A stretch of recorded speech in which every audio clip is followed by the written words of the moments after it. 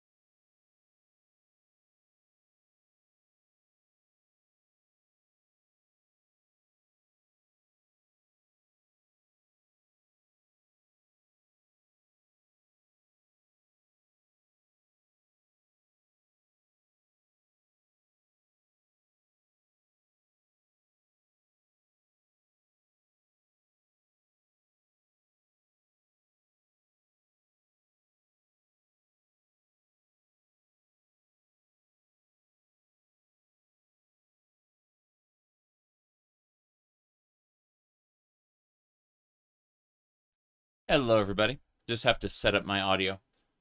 The last thing that didn't get properly set up. Go figure.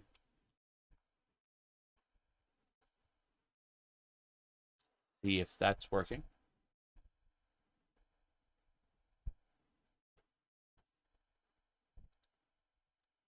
Apparently, there was a video about daggers and things like that. Interesting. Ended up auto-playing on another monitor. Very strange.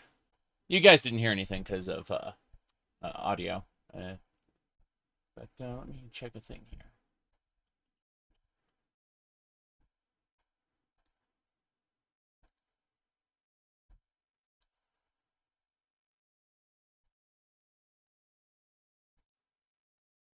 Yeah, all kinds of nonsense happening today. There we go.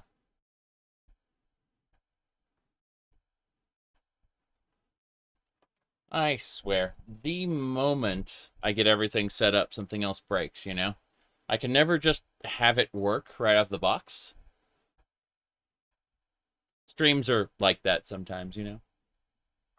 Yeah, you're ready to go, all ready to go, and then all of a sudden, maybe not so much. Anyway, yeah. I just got out of the shower and dried my hair, so everything is maybe not as the thumbnail intended it to be. But let's go ahead and boot up the game. Hello, everybody. We're going to be playing Tale of Two Wastelands today. What do we got? Oh, yeah. 99 hours and 6 minutes. That's basically the start of the playthrough, you know? Normally I have this goblet, right? Unfortunately, the actual like glue on the inside of the goblet between like the metal insert is coming undone. Kind of sad. But what that means is that's out of commission until I can get it fixed. It's, you know, just it requires time. Anyway, what was I saying? Oh yeah, so what do you call it? Then I looked at my Legend of Zelda cup. And my Legend of Zelda cup was a it had like residue at the bottom of it, so I was sad. Then I looked at my skull cup, and it had dust in it, and I'm like, well, fuck. So rather than going and cleaning out any of those, I put them all in the sink to be cleaned after the stream, obviously. And then I went and grabbed this random Marie cup here that happens to, you know, exist. It says inside, I can't even write meow. That's what it says on the inside, yes. So, there we go. I will have my coffee one way or the other, even if it's from a Marie cup, and not a big skull and crossbones goblet that I intended on having. I played Two Worlds. Two Worlds was a game. I don't remember much of it, but I know it's a game. Anyway. You're making a CRPG war between humans and the Dark Ones. Funny. That sounds kind of interesting, actually, in a weird sort of way. Anyway, let's see here. I'm gonna move some stuff around, get things in order. Definitely interested in seeing more wacky out there CRPGs. Unfortunately, it can be a problem getting whatchamacallit sorry, it can be a problem getting noticed. The CRPG space, despite, you know, being like creating smash hits, usually does so due to branding or marketing. So that is the unfortunate reality of being a game developer, is that you have to basically accept that your game is probably not going to make a whole lot of money. And then if it does make a whole lot of money, you thank your lucky stars and immediately reinvest into a venture that will make more money. Like again, the you know, a sequel maybe, but also marketing for it, because, you know, That is the unfortunate world we live in, where very rarely do products sell on their own merits. You don't need a whole ton of sales to pay off a student debt. That's true. That is absolutely true. You are not wrong. But it is interesting nonetheless. If priced properly. Yes, well, there's a whole lot more to it than just that. You know, most games don't crack what do you call it? The $200 it takes to get your original investment back in Steam. Stuff like that, you know. I'm just saying, like, expect to make nothing and then be overjoyed and reinvest when the opportunity comes around, because there are developers who've made dozens of games where only one of them will blow up, for example. Not to say that they weren't good ideas, you know. Like, you look at their backlog where their games that sold extremely poorly had great ideas in them, you know. It's just that we live in the illusion. We're very often told that hard work will be rewarded. And unfortunately, the reality of our world is hard work can be rewarded if you're lucky. And if you're lucky, you immediately leverage it. It's not, the point is, it's not just luck, and it's not just skill, it's a combination of the two. Yeah. Two Worlds looks nice. Yeah. No. I've played Two Worlds a long time ago. Two Worlds 2, they actually added microtransactions into it post-launch. Kind of scary. Alright, let's see. Sounds like it's windy out there. What do we got going on? I'm almost ready to start. I just want to make sure we are all good to go. Thank you for telling me. I was just informed that I did not properly post the stream to the other social medias, lol. And I don't think I'm going to post it to all of them. I'll just post it to Blue Sky because, you know, that works. But, here we go. Let me just grab the original text. Unless something else comes up, we're going to be doing a long stream today, split between Fallout Tale of Two Wastelands and Final Fantasy XIV. That's the goal today. I'd like to get the Deep Dungeon in Final Fantasy XIV not done, but I'd like to play through it some more. The Pilgrim's Traverse. Anyway, let's see here. You like my mug? It's cute. Thank you, Taters. I can't even write meow. Yes. What happened was, like, I went through 3 different cups. My initial mug, my initial goblet, the glue has failed on it, so I need to, like, re-glue it. What do you call it, the Legend of Zelda cup had, like, residue in it.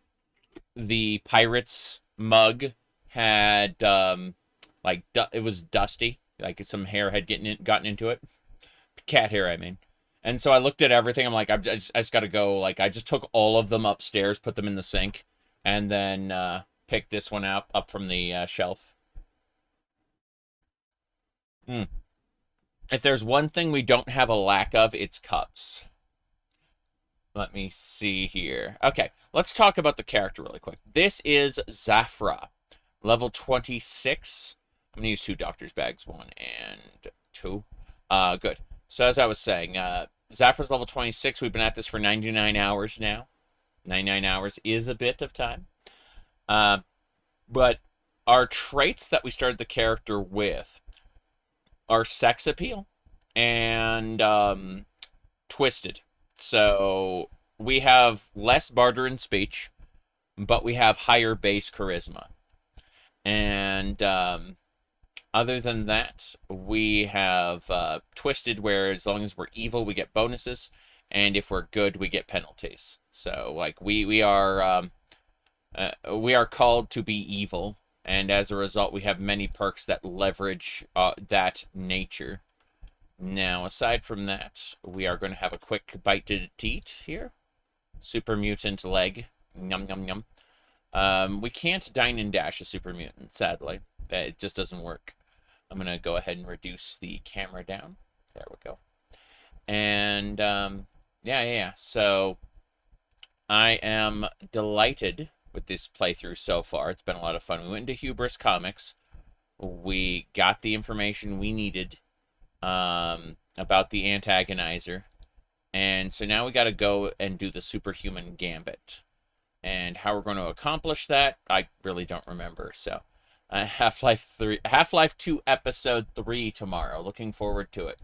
Let's get that developer commentary out there. Give me a sec. Let me see here. First things first.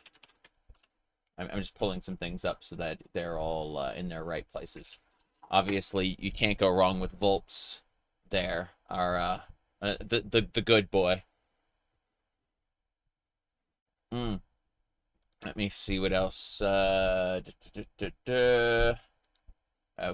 I'll drag this over to the corner because I can. And there's really no other reason, just because I can. There we go. Put that up there. That just kind of sits in the corner there. Having Zelda going good. But developer commentary. Here we go. All right, everybody. Remember Gabe Newell's promise to us. Definitely. If it ever plays. Maybe I have to refresh it. Let's refresh it. Fuck it.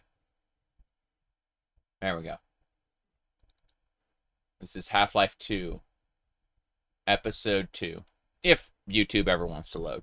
Maybe YouTube doesn't want to load. Maybe YouTube is no longer a proper platform for watching videos. Only streams, I guess. There we go. We got it.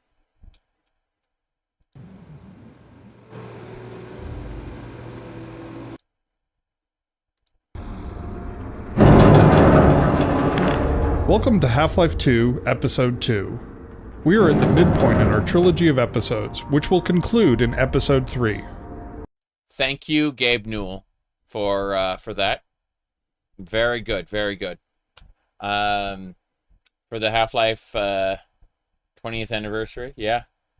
I was so impressed they took the original Half-Life and actually, like, updated it. Like, made their little anniversary edition. I was very happy about that. A couple years ago, I replayed Half-Life 1, and then over the last few months, I went and was playing the different, like, big single-player overhauls for Half-Life, and I've been really enjoying that. It's been a lot of fun. Let me see here. Half-Life Deathmatch getting more players for WoW is great. Yeah, absolutely. I really need to get, like, a crew together to do, just to, like, chat and do Sven co-op, like, through all the campaigns. Believe it or not, the vast majority of people I know play Elder Scrolls games. And so, you know, when I want to go get people together for Warframe or Path of Exile or Final Fantasy XIV or Sven co-op Half-Life, like, I really just can't. Like, I can't get a full group. It's crazy.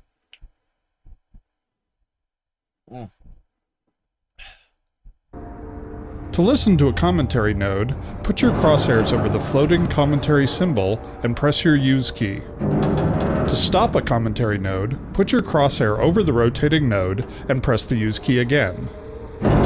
Some commentary nodes may take control of the game in order to show something to you.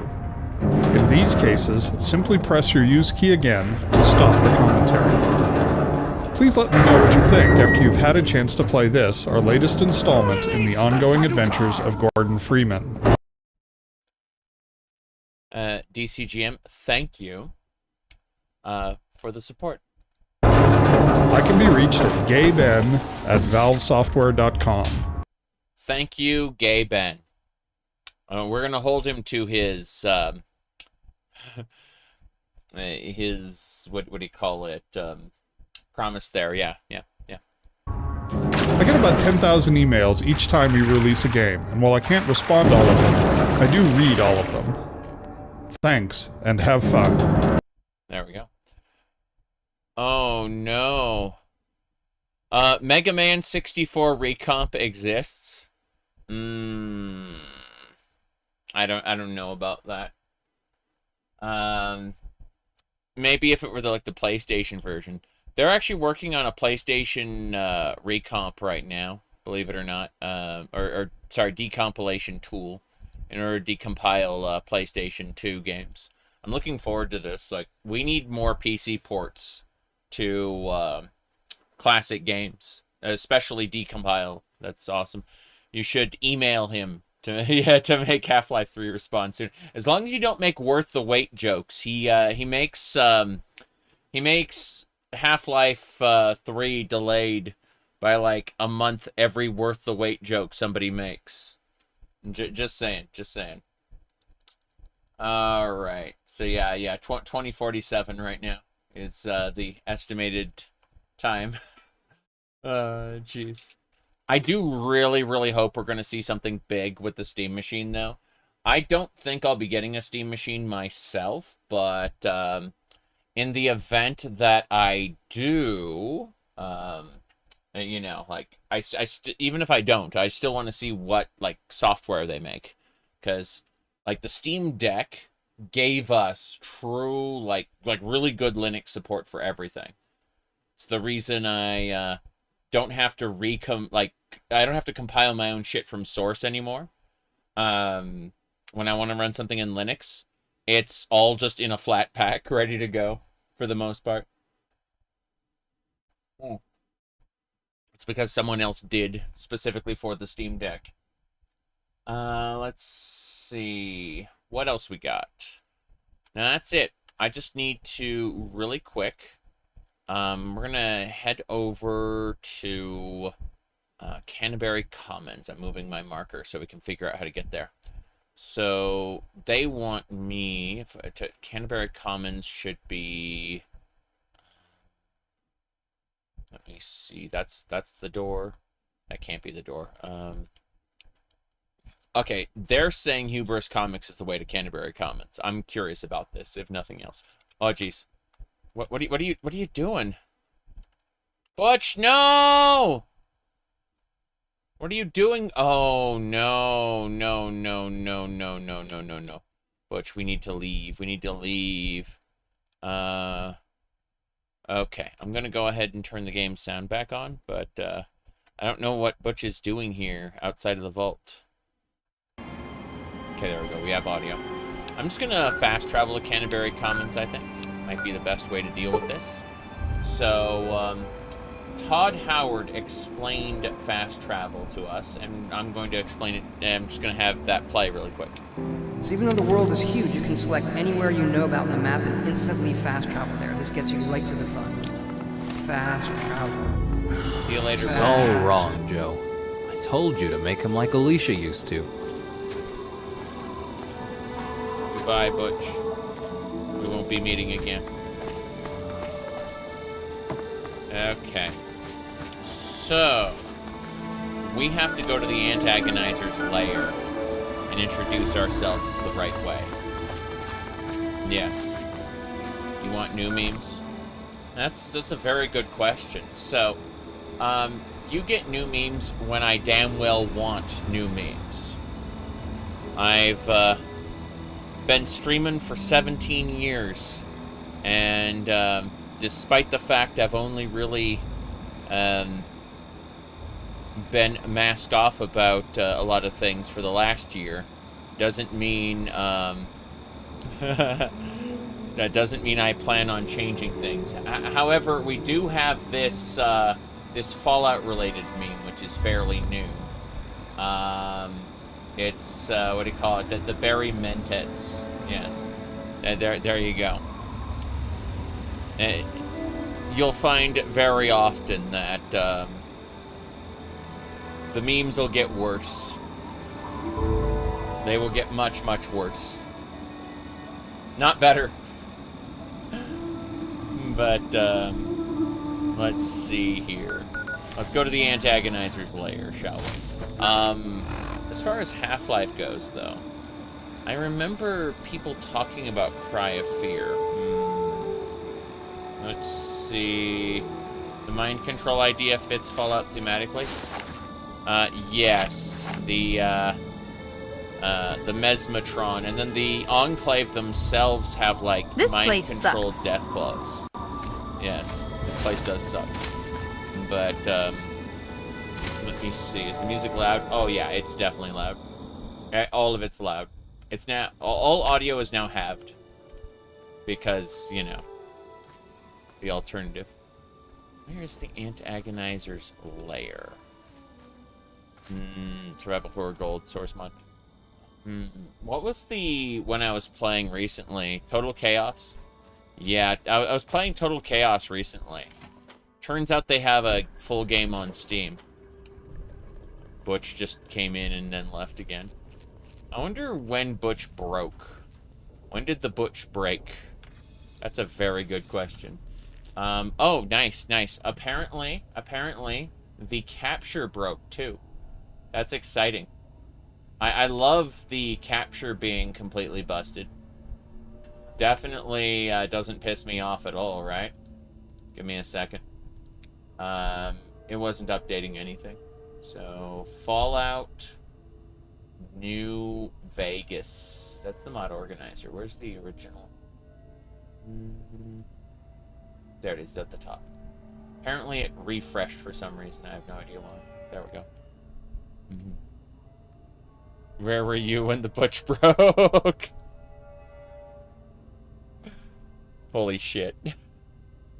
It was, yeah. I know exactly what you mean. Okay, let's get going. See, I was drinking from the fountain and I knew immediately that it had broken. Yep. Desert Bus? I think I have Desert Bus on my wish list, maybe? But yeah. Deus Ex playthrough? What a shame.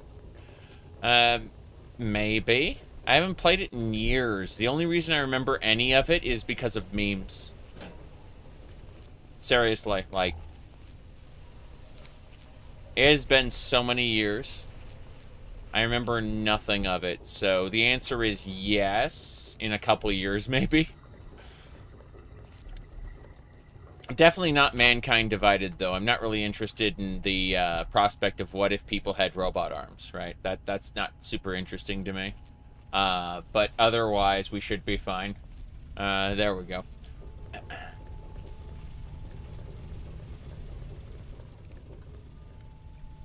As I was saying, this is the ideal way to go downstairs. Okay. I think we've cleared this area out and that it's still clear, but we're just going to be careful. Yeah, the answer's still all dead. This is good. We head into the antagonizer's lair, and we're going to try to convince her to give up her life of crime and go back to being a normal person. That's what we're going to do. We're going to absolutely positively try to make her happy again. We'll see. We'll see.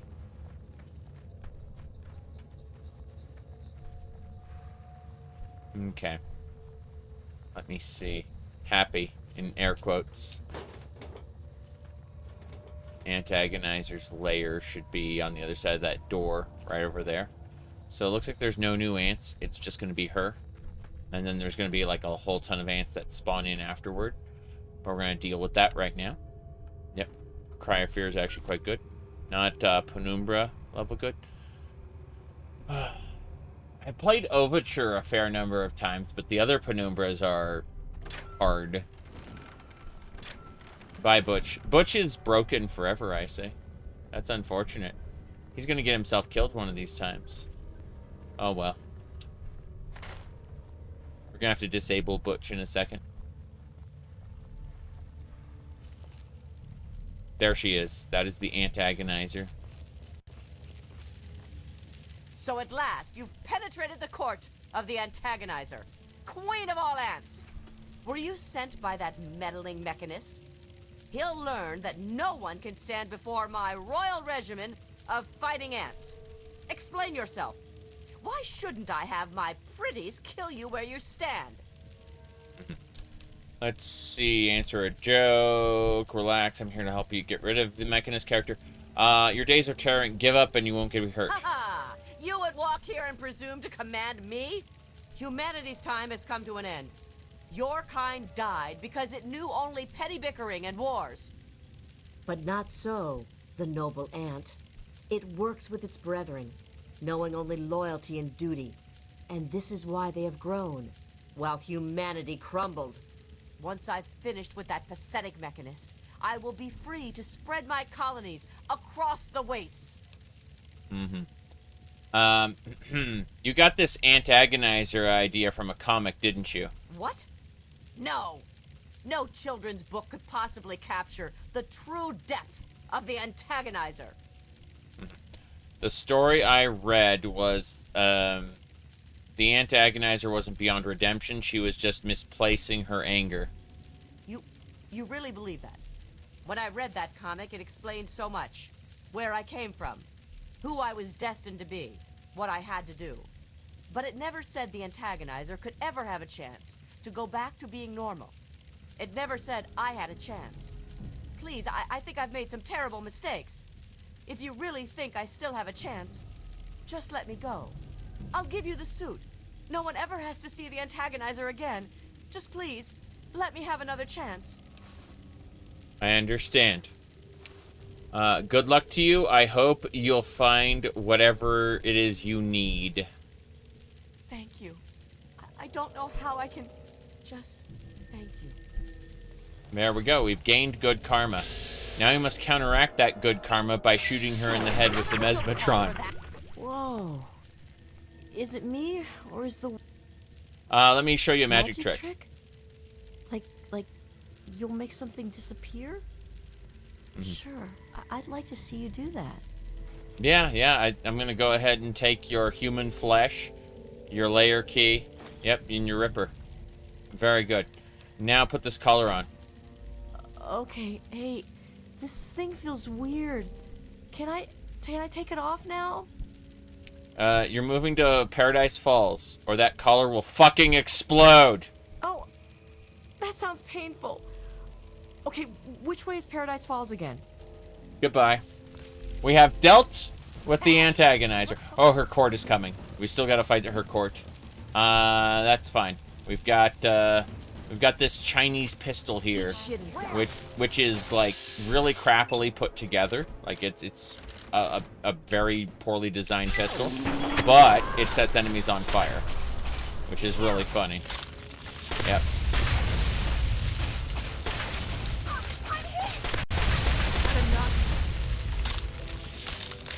Good.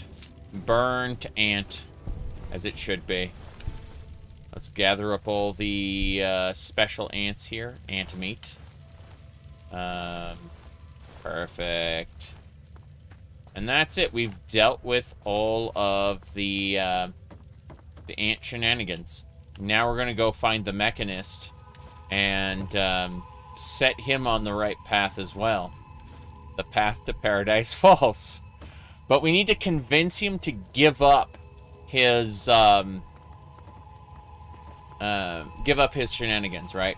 We're going to rightly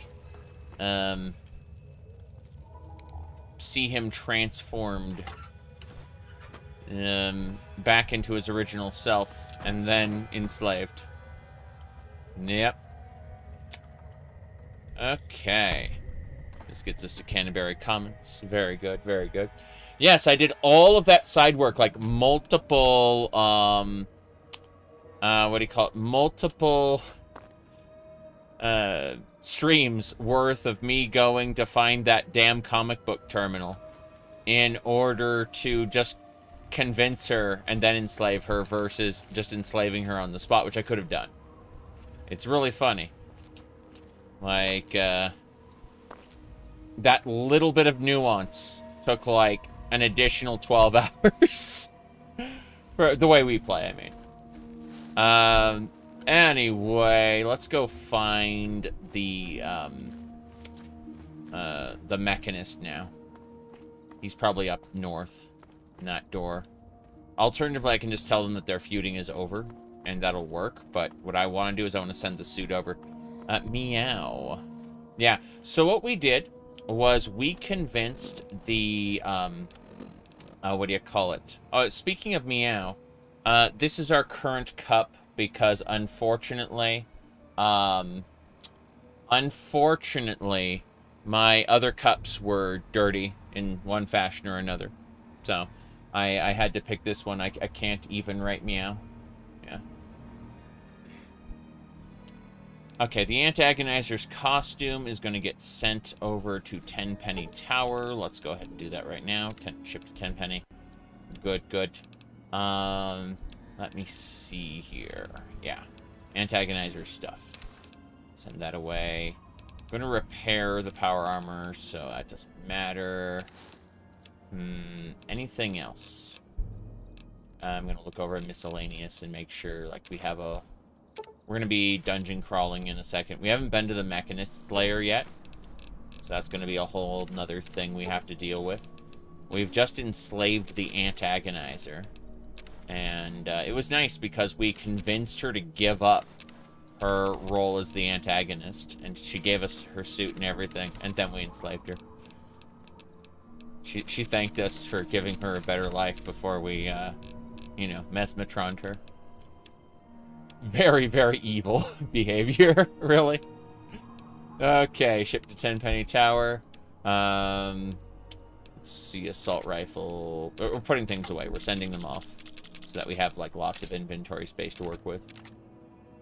Light machine gun. No, it's just the marksman carbine we want. Good. Good. Okay, we're set. Wait. If Zinx is here, where's, there's Clover. I was gonna say, like, I know Zinx on site, whereas Clover, like, where the hell was she, you know? Okay. Let's make a save now that we've dealt with the, antagonizer. Are we, oh wait, we're in Urban Superstition now? Is that right? Hold on, let's check our character. Yeah, we're in Urban Superstition right now. We were just Defiler before, but, you know, bit by bit, we are transformed beyond recognition as we go the evil path. It's fine, really. Alright, let me see here.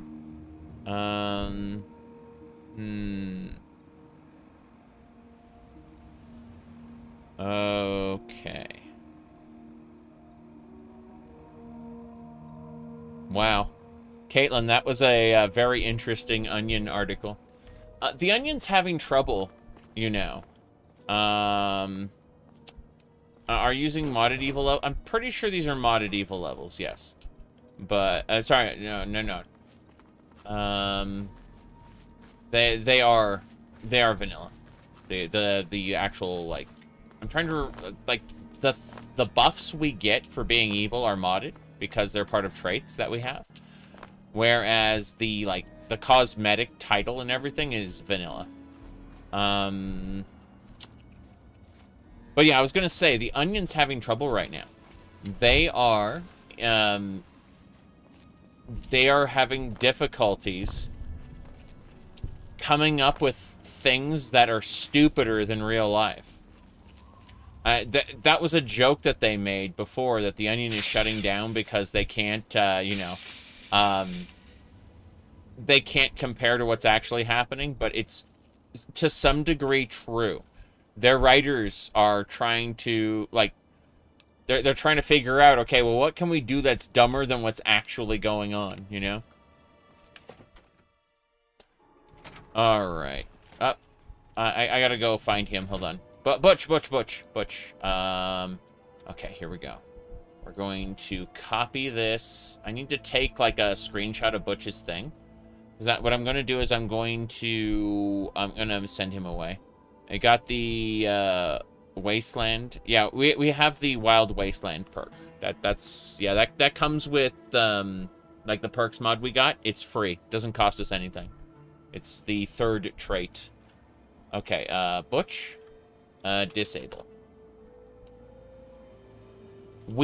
I've saved Butch's ID.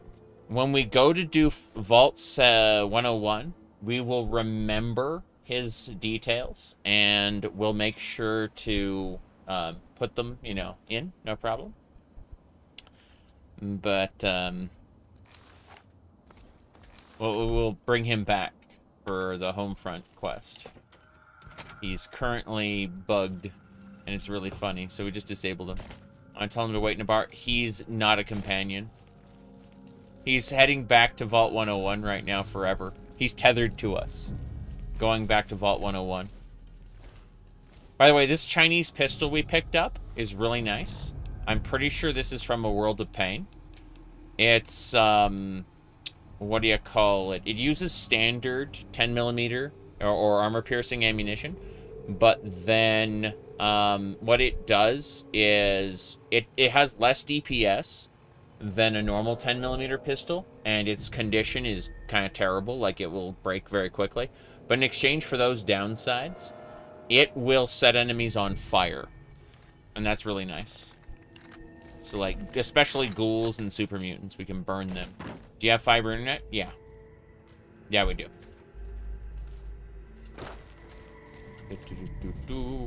Most services can't download, can't send to us at the, at the speed we, oh,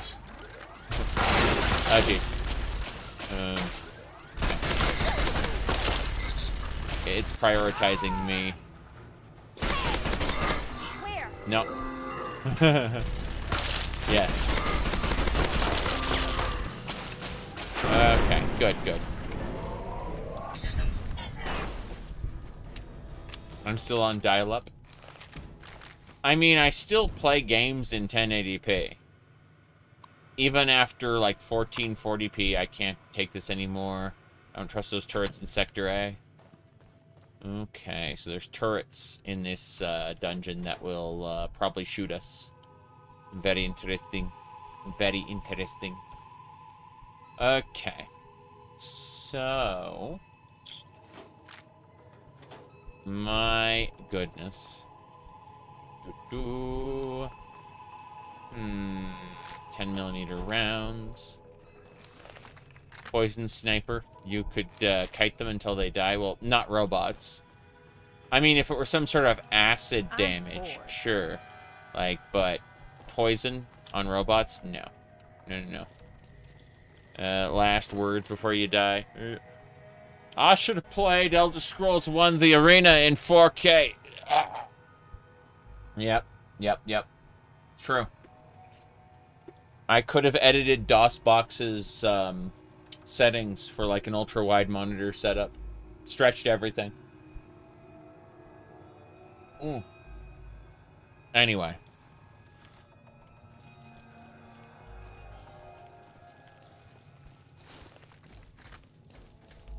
Well, I'm probably not going to meow when I die, so. As much as we got cat-themed everything. Pink everything, cat-themed everything, yes. But, yeah. We'll see. Why not meow when you die? If any comment would get you to pipe up again, it'd be that, wouldn't it? Blow up those turrets.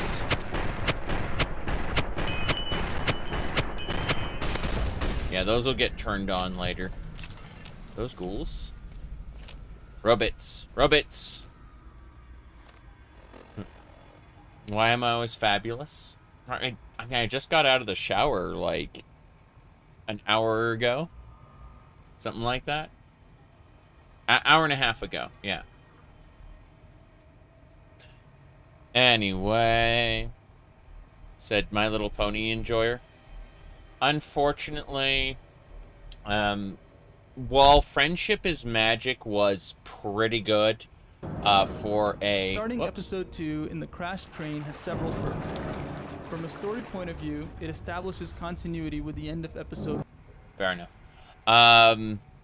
What was I saying? Yeah. Yeah, Friendship is Magic is pretty good for a show aimed at little girls. But I never felt like I resonated with it. I watched it because it was recommended to me and went, that was okay. Maybe not the best use of my time, but it was okay. I didn't dislike it. Here we go. Bye.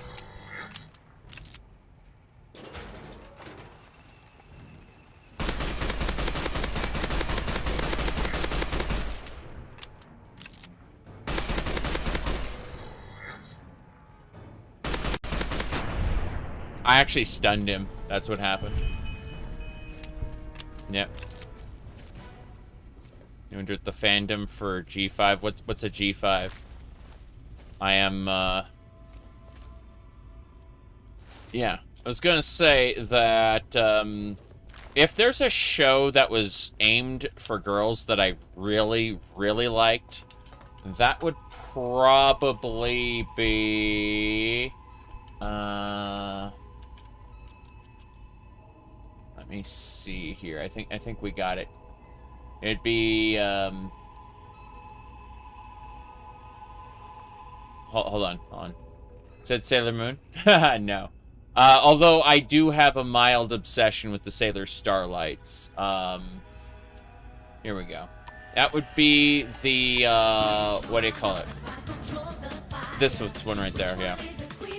This particular show, it's called, Witch.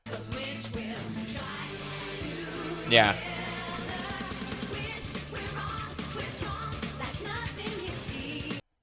Let's see, hold on.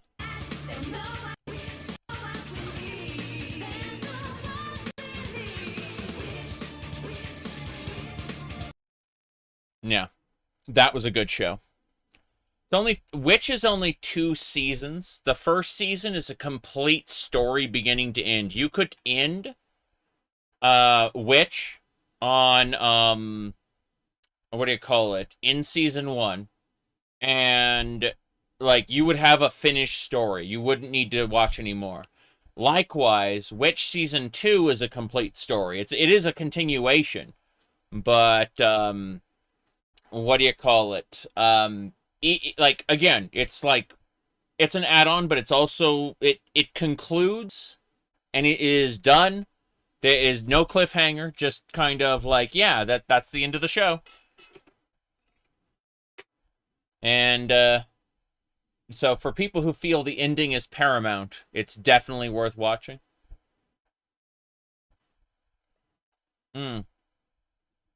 Anyway. Let me see how... Okay. What's your opinion on Hytale? Looks pretty good. I don't usually buy games when they're in early access. So, you know, when it gets a little closer to being released, I'll consider picking it up. Especially if there are more mods added. But right now, I have too many games to play as it is.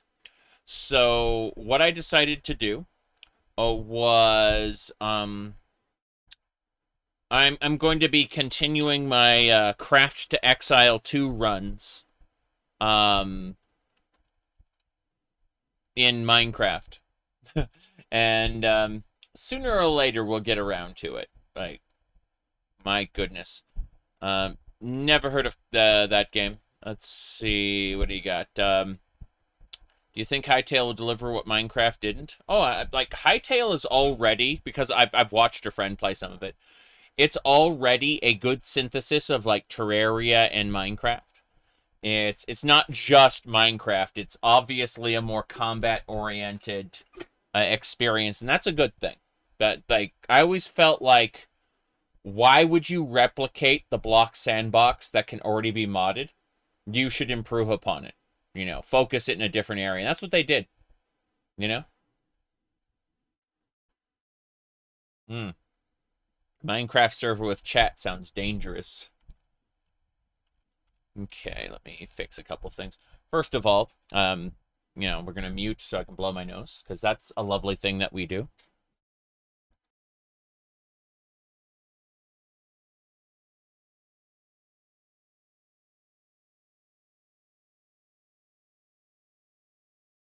Pokemans, yes. Yes. Gotta catch them all. Hold on. Let me see. Where was it?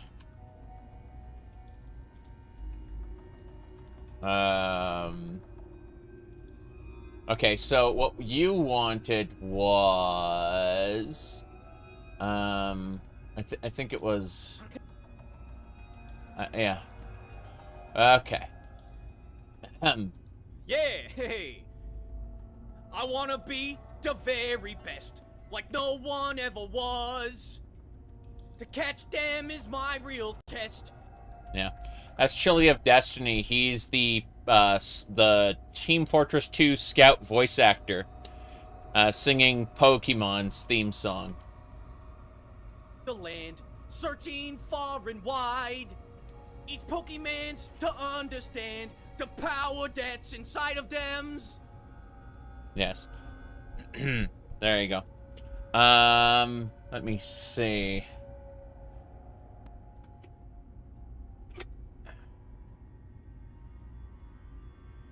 What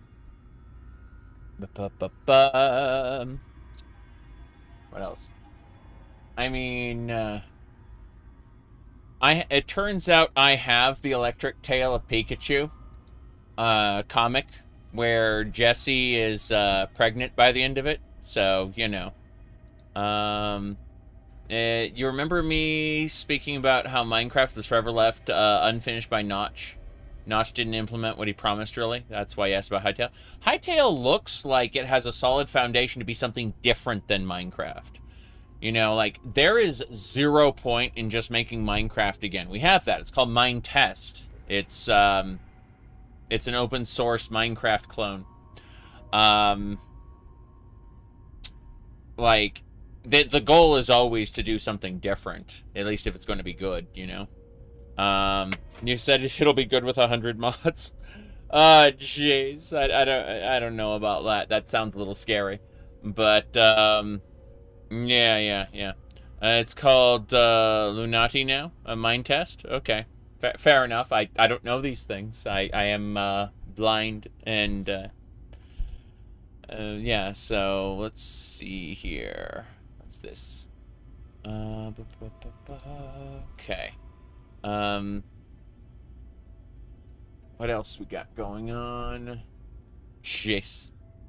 No, but that's a good idea. Like, oh, scrap. Okay, batteries. Nikola Tesla and you. That's science. But yeah. Oh, that's a lot of scrap. Holy crap! You can see where he's getting his robots from. Let's see here. Whoops. Good. Components. What else? I sent that robot somewhere. Not sure where I sent it, but it went somewhere. Okay. But yeah. So, I quite like Terraria. I quite like, modded Starbound. There's only one Lunati YouTuber you know of, and she's transgender. Oh, interesting. Link her to me, Caitlin, on Discord, and I'll have a peek when I'm not streaming. Okay. I do like to support open source shenanigans. That's my reason. Yeah. You thought Hytale would have a cool story with cutscenes? I mean, it might in the future. But, all the work with Riot Games got scrapped? I see.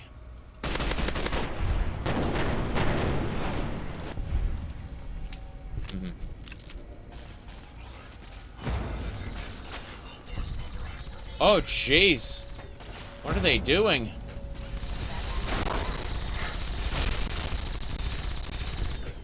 What is happening here? They just, like, busted out of that door and started fighting things. Alright. Her name is escaping you right now, but you'll let me know when you find her again? Cool. Because, again, like, I do like to support, you know, FOSS, free open source software. And, If there's a YouTubby who's covering that, YouTuber, then yeah, absolutely. Ah, crap. It hurts. Okay. I need my helmet back on. Actually, you know what? Let's repair our armor, because our armor's, like, taking damage. We'll use this metal armor as a catalyst. Yes. Can't fix that. Put the helmet on. Good.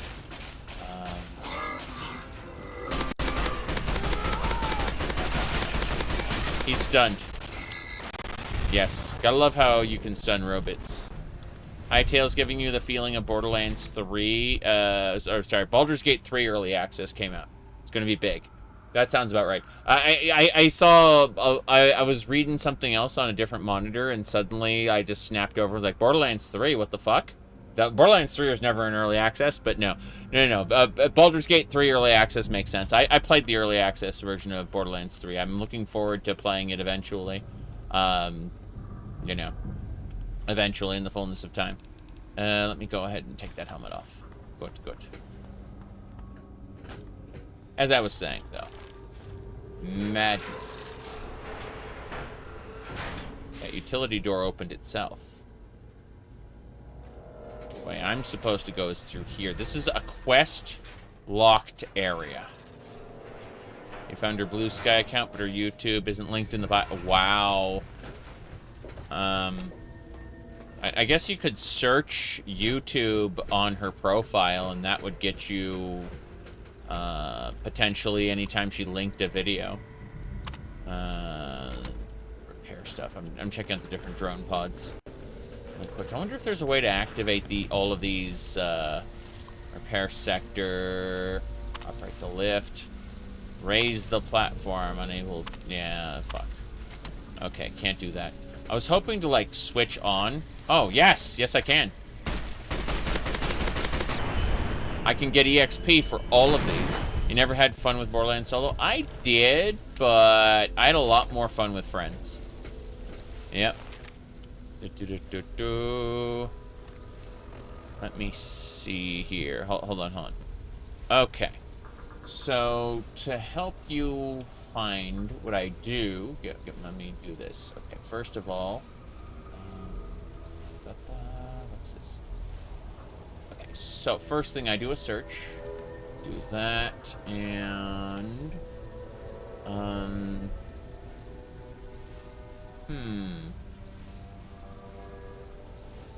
Oh, wow.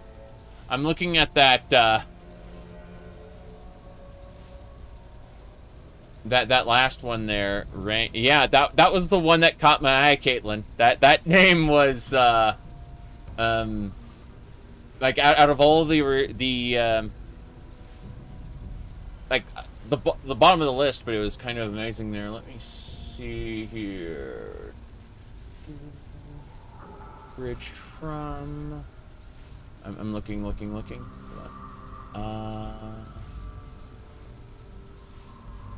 Got it.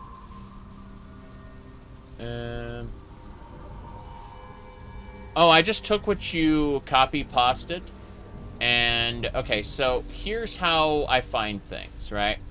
In the event that we do this, like, I did a quick search, and when I did, it showed up like this, right? And she showed up on the bottom.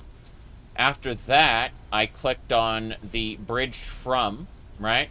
And then from the bridged from, all the socials right there. Yeah, all of them. So, yep, that's how I found it. Not very complicated. Let me see here. Right. Just really quick. Subscribble. And, yeah. Haw. Okay. We can go now. I have, all the information I needed. Whoops, I dropped the Naughty Nightwear. It's funny how we get more clothes when we, unequip the Naughty Nightwear, but, you know, it's Naughty Nightwear. So, what do you expect? Okay. Here we go. We're killing each of these robots. We are crippling the Mechanist's ability to do anything, and we're also taking, like, all the batteries and parts as well. That one is... It's already dead. Cool. Yeah, we're just purging each of these little sections here. Hello, hello. Yeah, some of these are just dead on arrival.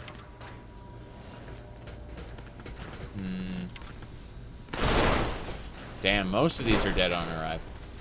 Okay, fair enough. I thought I was going to be able to get EXP from each of them, you know? Crunch, crunch. Let's open the door. Open the gates. So it's interesting. You can sneak up here, avoid the robots, then use this terminal to, like, override the turrets. Yeah, shut them down. See, invalid decryption key. Pre-war money. What's in the safe? I love how they take, like, a normal model of a safe and just shrink it down. Oh, there's the encryption key. Cool. What do we got? Activate emergency... Oh, that kills all the robots instantly. So there's an emergency pulse explosion ready to go to instantly destroy the robots. Obviously, I'm going in guns blazing because I'm an idiot. But there are ways to do this stealthy. You said Baldur's Gate is decline. That's funny. Baldur's Gate 3 is very much its own thing, and that's fine. Yes. You like how their version of lockpicking uses 2 tension wrenches, no picks. The lockpicking lawyer. No covert instruments for me, I'm afraid. In the apocalypse, I have 0 lockpicking skill. Okay. That's the way I'm supposed to go, but I'd like to go check out some other areas first. I guess that's it? No, that is actually it, so...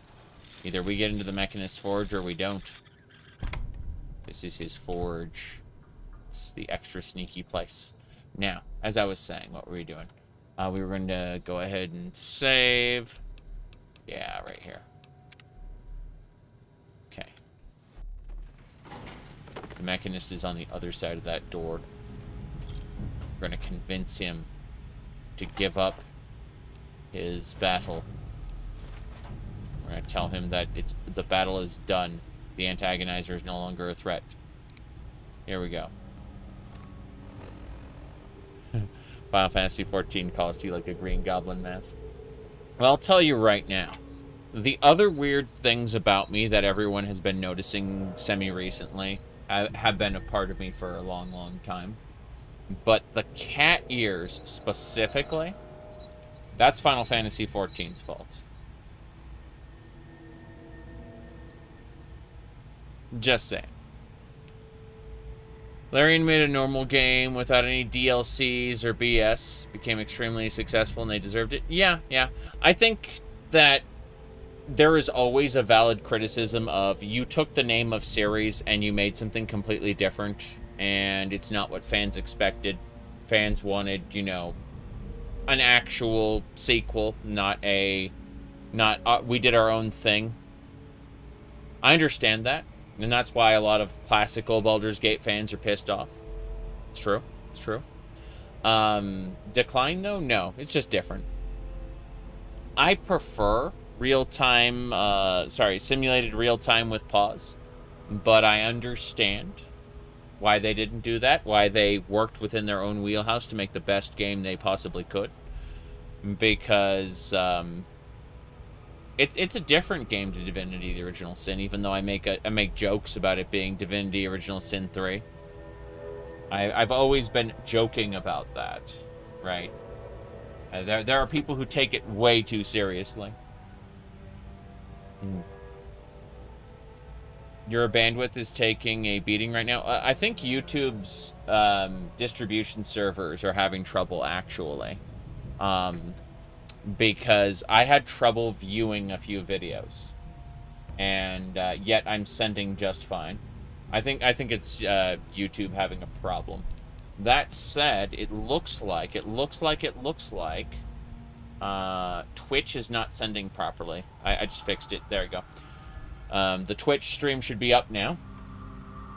So, yeah, you missed an hour. You missed the antagonizer being, like, waking up from going, I can't believe it. Like, there's hope for me in my life. And then she gets enslaved. And it's like, yeah. Technically, that's the thing. But no. I think that Baldur's Gate 3 should have had DLCs. Like, there was definitely room for story expansions and stuff like that. Or at least gameplay expansions with maybe a new story. Doesn't matter. Point is that, what do you call it? Yeah, Wizards of the Coast were being assholes to them. They did not like their interactions with that.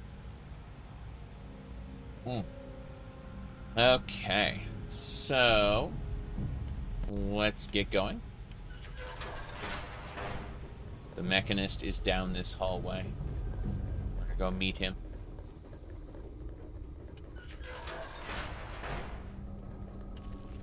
My super spy bots tell me that the antagonizer has been defeated. I trust I have you to thank for this. Yes. Congratulations. But I really must make sure her suit is destroyed, lest it fall into even more evil hands.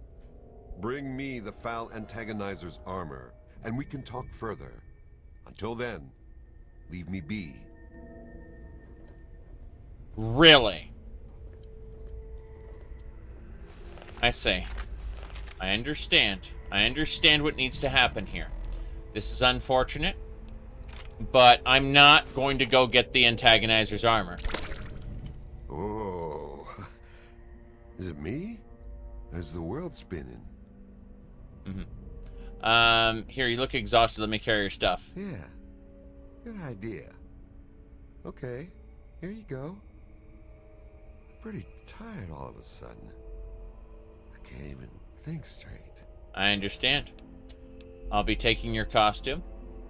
Perception, rad resistance, -1 charisma. Yep.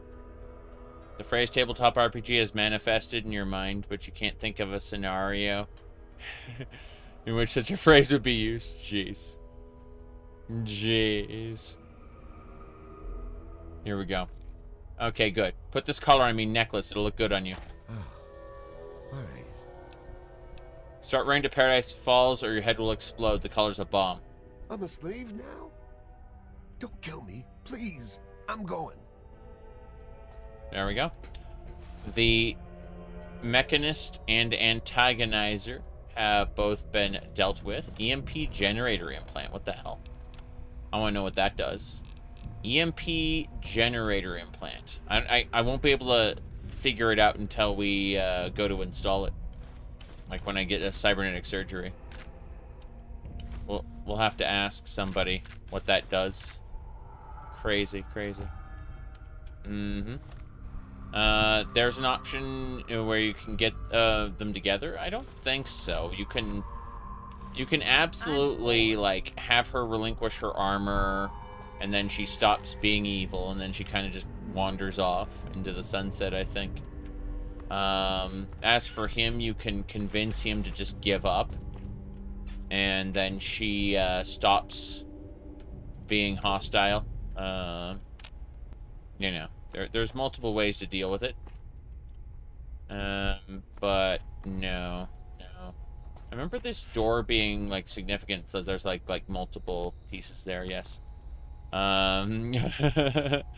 Barbie's evil twin enslaving nerds.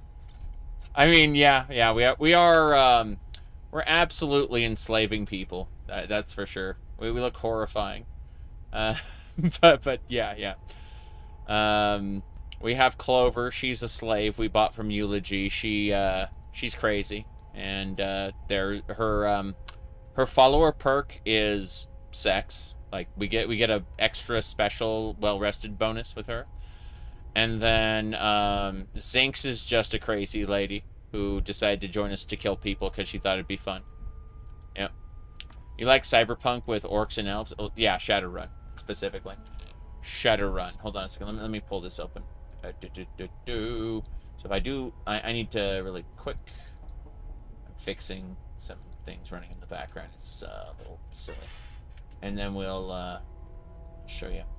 I have a bunch of PDF files of Shadowrun, but as far as the whatchamacallit, as far as like physical imprint books, I only have the more recent Sixth World specifically. Does Paradise Falls even have any more room? As I understand it, they all just kind of disappear at this point. Like I don't know where they go.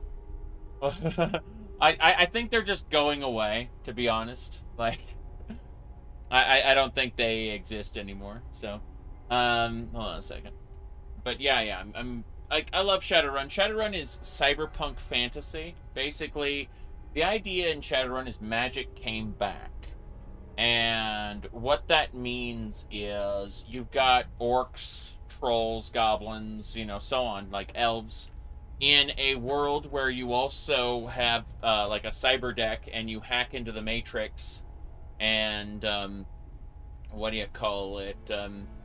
You steal information, you know, facilitate big thefts against mega corporations, or, you know, strike teams to destroy prototypes. All kinds of fun things like that. Let me see here. I guess just to put some stuff away. It's all kind of in a weird spot right now. There we go. Okay. And then of course, Eorzea Academy for no reason. Okay. Anyway. As I was saying.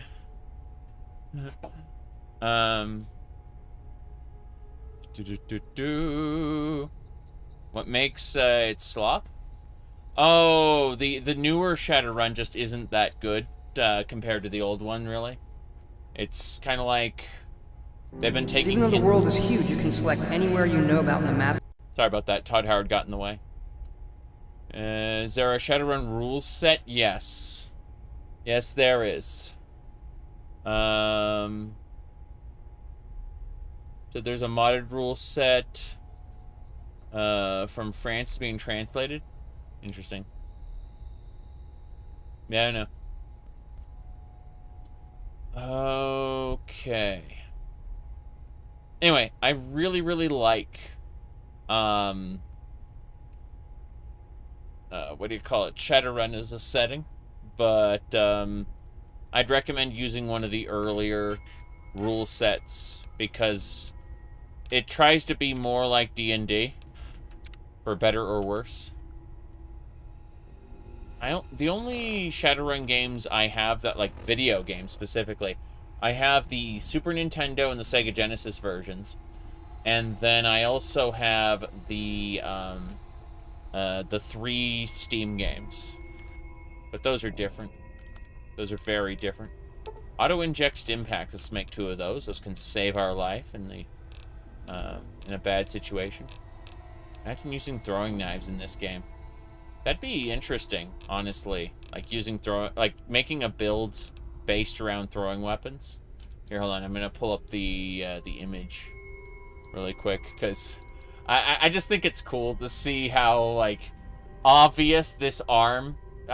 These arms are like made for the Vault Boy, and you can see how like someone just crudely edited this to be Vault Girl. I like it. It's just you know, a little silly sometimes. Can you one-shot knife in the head? I don't know. I have no idea. But it'd be interesting to see. I think it was Honest Hearts that really put throwing weapons like front and center when it comes to New Vegas. I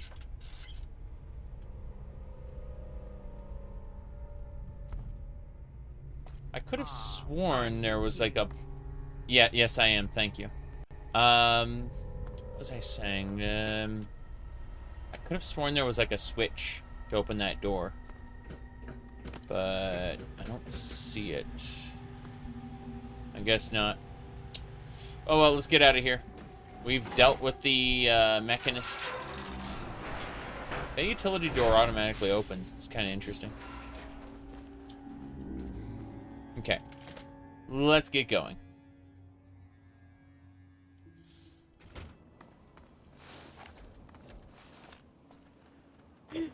But yeah, I've not really seen much of Mind Test, or as it's called now, the Luminous. But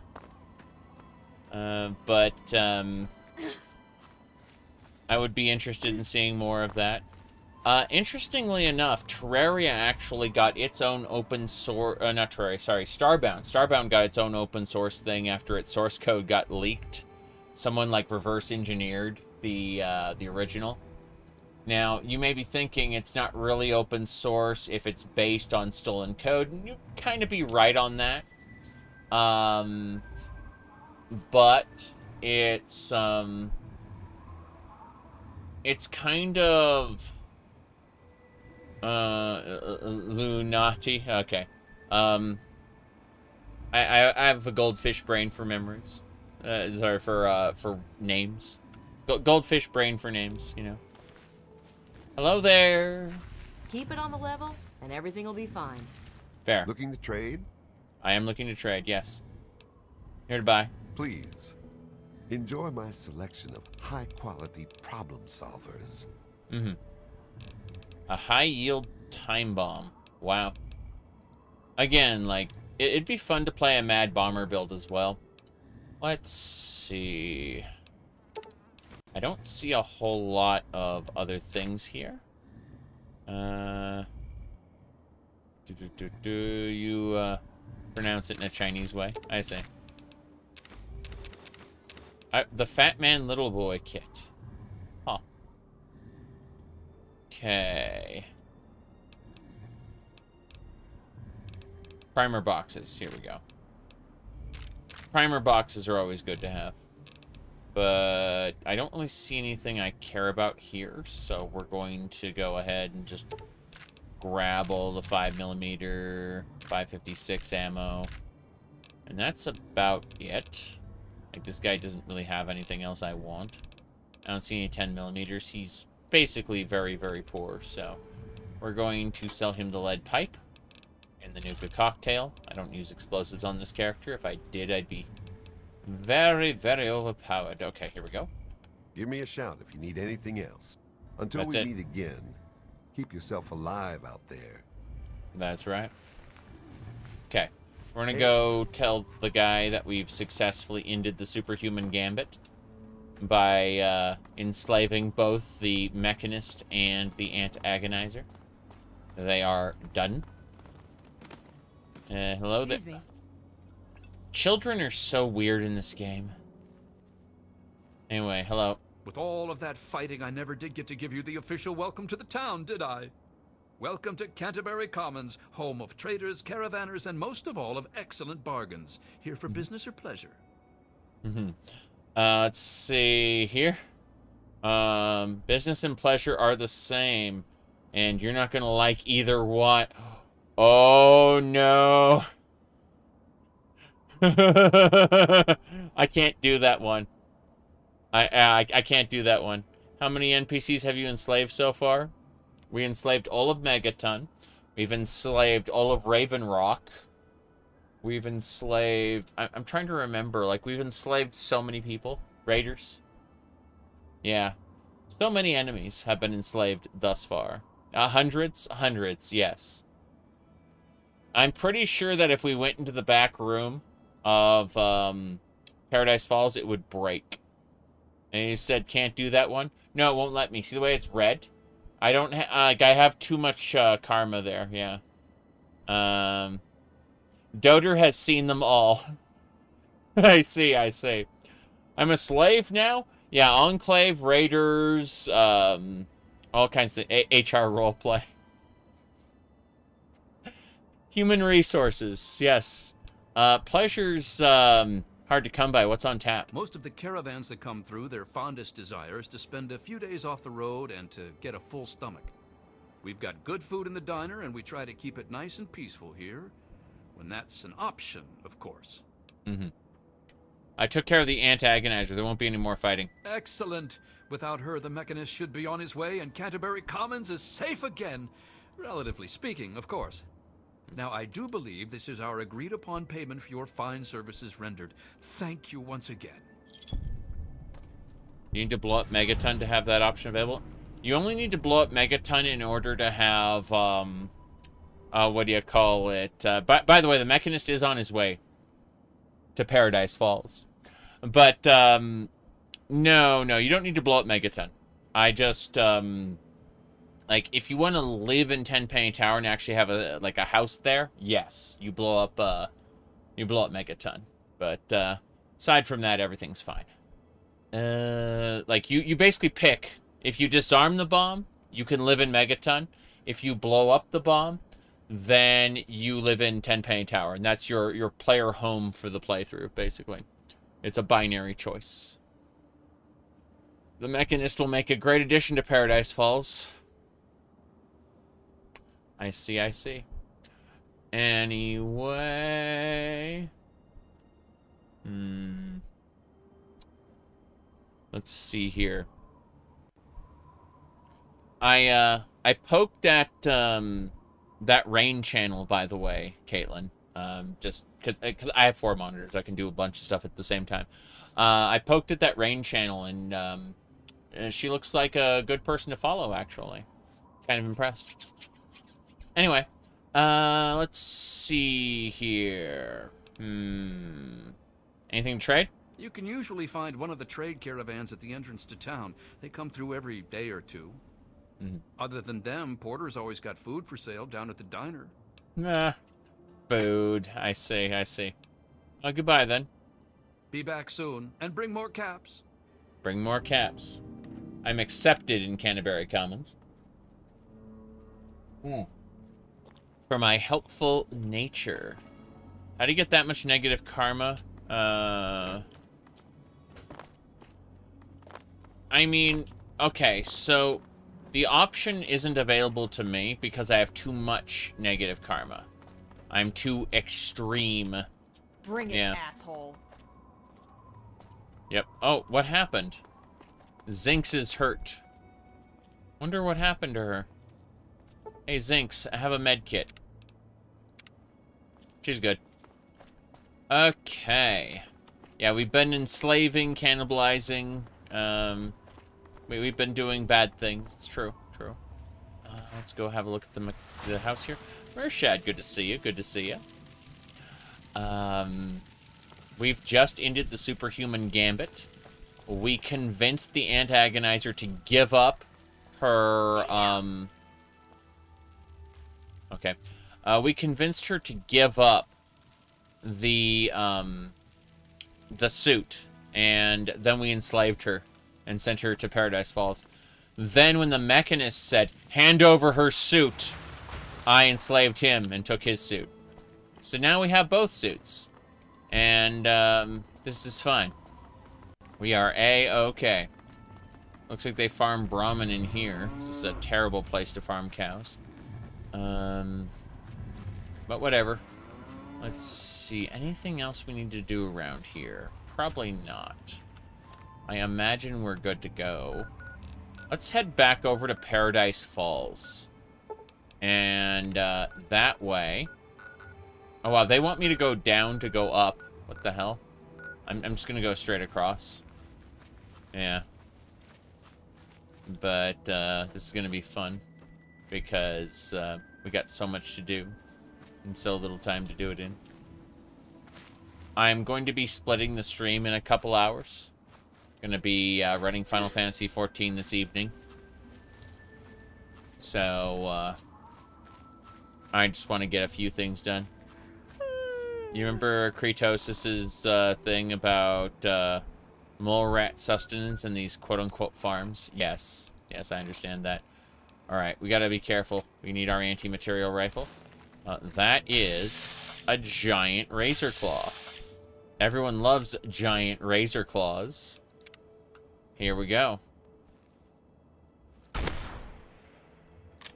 Okay, the giant razor claw does not like me, it turns out. Turns out it doesn't like me at all. I'm gonna get the assault carbine ready. Here we go. Oh, thank goodness. It wasn't a real Deathclaw. I mean, it has Deathclaw parts, but it wasn't, like... It was weak. And, yeah, Zanks was able to kill it in one hit. There we go. Mm-hmm. Was it, what was the name of the original person who was like, what do they eat? Was it, Mr. something?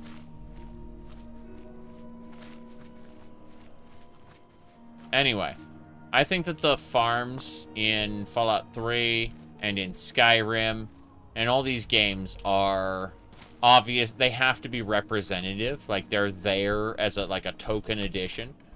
But you won't find anything outside of, like, The Witcher 3 where it feels real. Even though The Witcher 3's farms and, like, cities are small as well, right? They, like, Novigrad is a bunch of false fronts for a reason.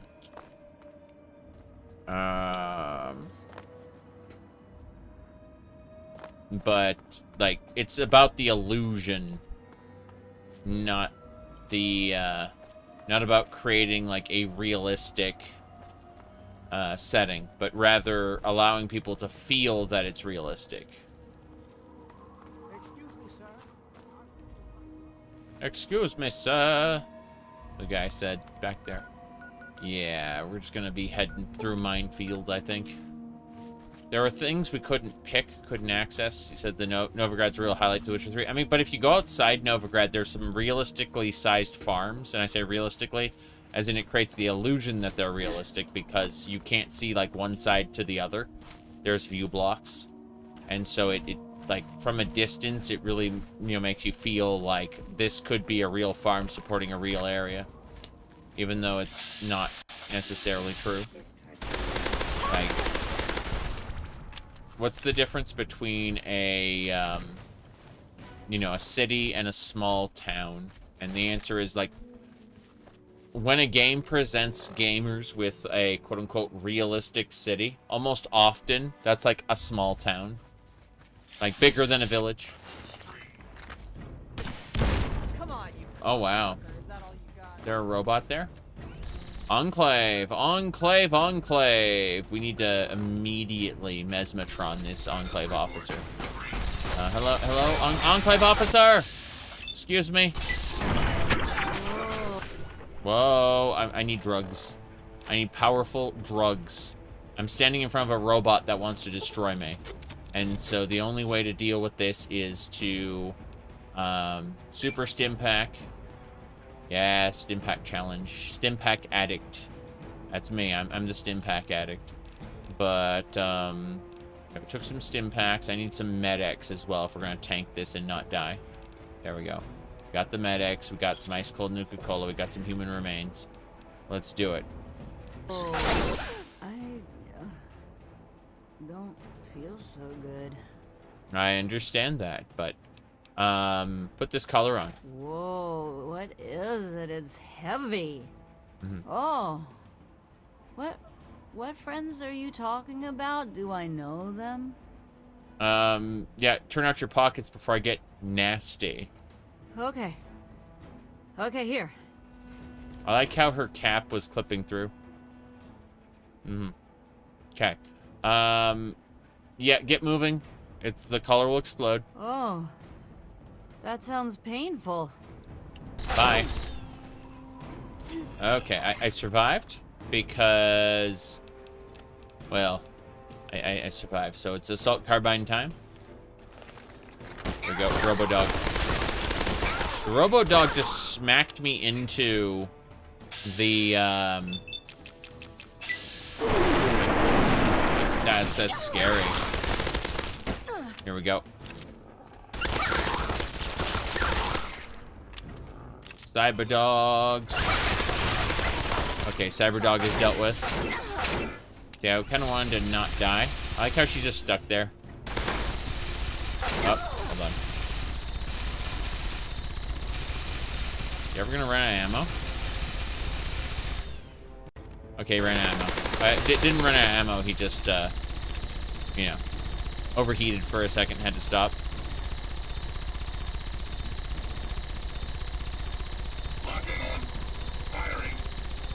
I don't know what's going on anymore. We got him though. Cool. Yeah. He stopped for just a second and then kept going again. Very scary. We're dealing with the Enclave patrols at least. These little bases here. Research terminal. Dog feral. I see. They can be mind-controlled. Large scorpion. Looks like they can't be controlled. Mole rat. Not worth being controlled. Got it. The Enclave has been researching the local life here to see what they could control. Unexplained lack of realism detracts from the atmosphere, though. Yes. Not nice to wonder where the laws of physics seem to have gone. In the Elder Scrolls, I understand it for the most part. You know, the lack of physics makes sense because it's a fantasy world, and it's, you know, the sun is a hole in space and not a ball of gas. But in Fallout specifically, it feels very strange to not even, like, there are some things where they don't even really try. Like, it's very clear everything hinges on trade. And it feels like they didn't, oh,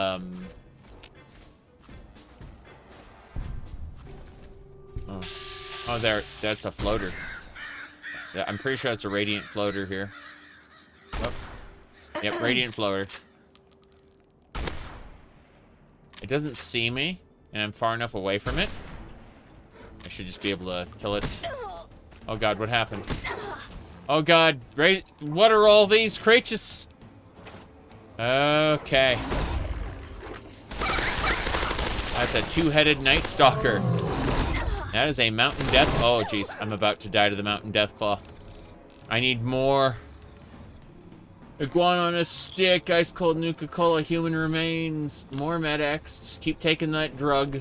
Just keep taking that drug. I need my stim packs again.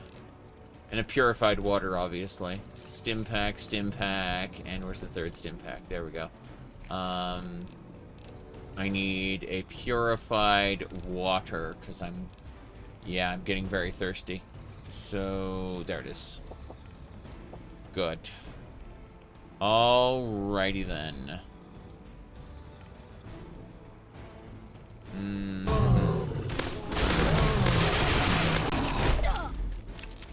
Yeah, Deathclaw. Deathclaw's kicking my ass.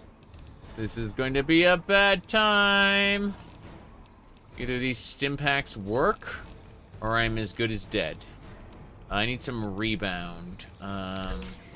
Yeah, I know I'm addicted to rebound. That's fine. I need a Nuka-Cola Quantum. Thankfully, we don't have a quantum addiction. Someone else did. One of those NPCs. Hydra. And, let me see. What else can we take? Buff out. We can take some buff out. Clear water. What else? B for buff out. Here we go.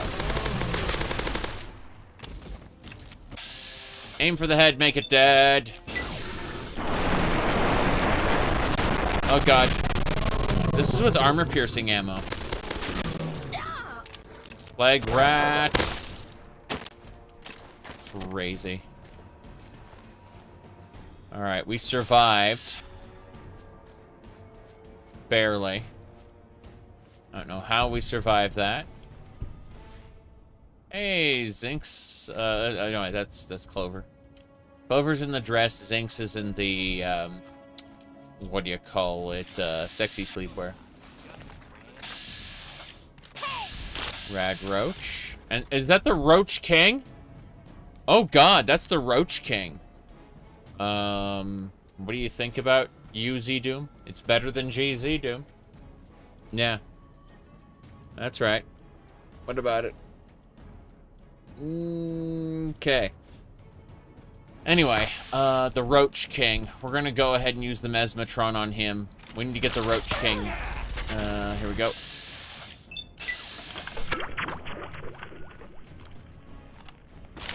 Whoa. Is it me or is the world spinning? Roach King. You have something that belongs to me. I need it back. Huh? I do? You do. You do. Give me all your stuff, Roach King. Okay. Put this collar on. I mean necklace. Oh. Alright. Okay. You're a slave now. A slave? I don't remember being a slave. Which way is that again? Is that Asmund Copper? Flank 'em. Yeah. Yeah. It's Asmund Copper. Alright. There's some roaches there for us to kill. Let's go ahead and take out the chainsaw, because that's fucking funny. Makes a really loud, obnoxious noise. Here we go.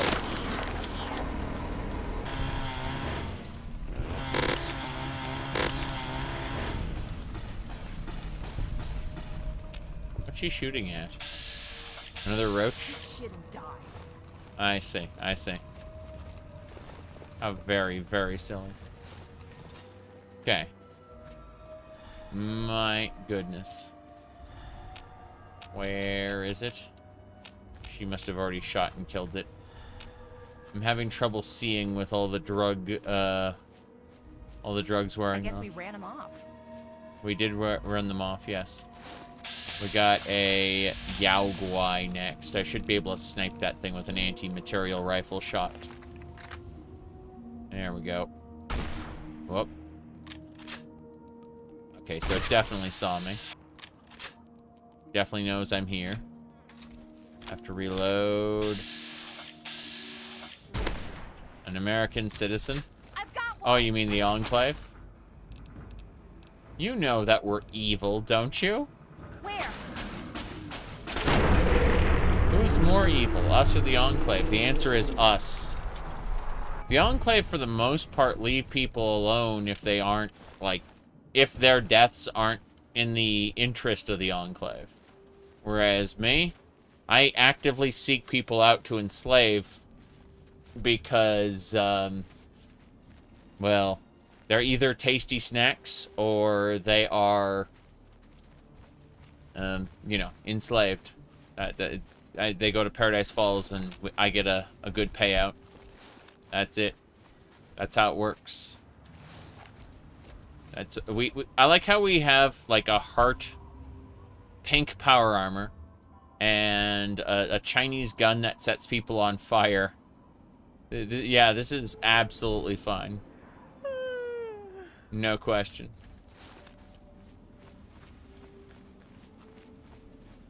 But yeah, the Enclave are committing massive resources to this. It's really funny. That is a hell beast. Damn. Hates on America being, yeah, while playing a game made by America.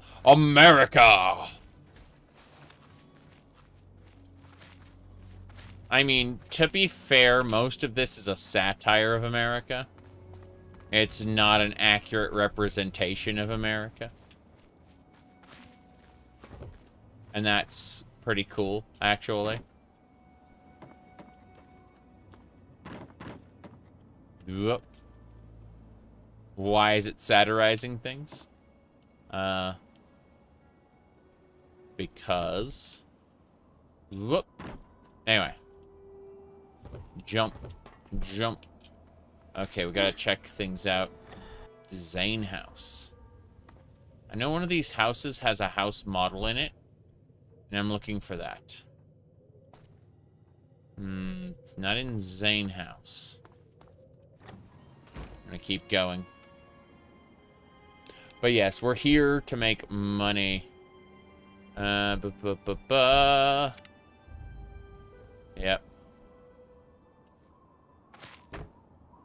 Dark humor. I mean, we are just kind of grabbing what we can.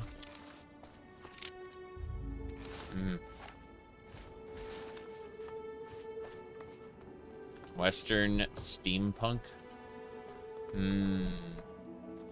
I quite like steampunk, actually. Next house. I still don't see the house model. It'll be around here somewhere. We gotta check each house in Minefield until we find it. Potentially until we blow up on a mine that we missed the first time. That can very often happen. Gibson house. There's the house model. I just gotta unlock this thing. Very hard. Gibson house. There's a model of the house inside of the house. And we have to figure out how to get inside of it. There we go. Looks like some junk food, pre-war money, and some buff out.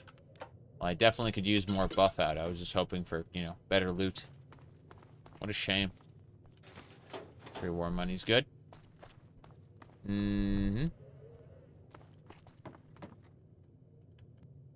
Let me see here. Grab that lunchbox. Couple cherry bombs. 3 cherry bombs will allow us to create one explosive sniper shot. Explosive sniper shots are really good. Sorry.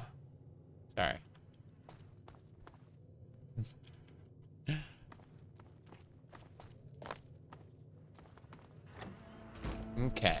So, what are we doing now?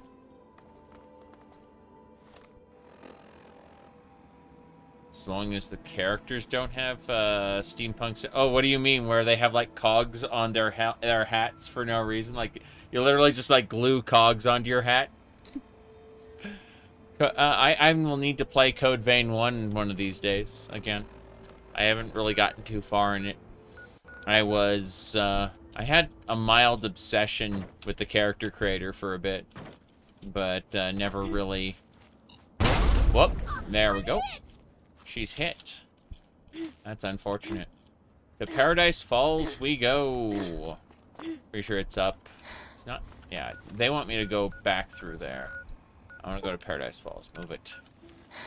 Good, good. Yep.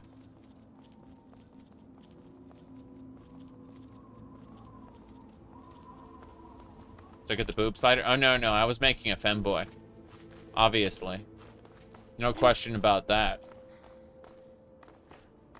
Though I'll definitely consider a female character this time around. Howdy, Isabel. Good to see you. My nose is itchy. Okay. You have never guessed? I know, right? Okay. Oh, jeez, that raider. Multiple raiders. It said, Wait. Who was I making a fem for? I was talking about Code Vein, the character creator. Yeah. Well. Who are you again? I need a magic. I want to show you a magic trick. Magic trick? Yeah. Like you'll make something disappear? Sure. I'd like to see you do that. No. Japan takes over America in the America localization of Ace Attorney. The Ace Attorney series was localized like in a really fucky way. Like the original Ace Attorney series obviously takes place in Japan, no problem, but in order to make it relatable to Americans, they set it in America, but like it has all the architecture and like cultural and legal tropes of Japan. And so it's just like, I see. Give me a second.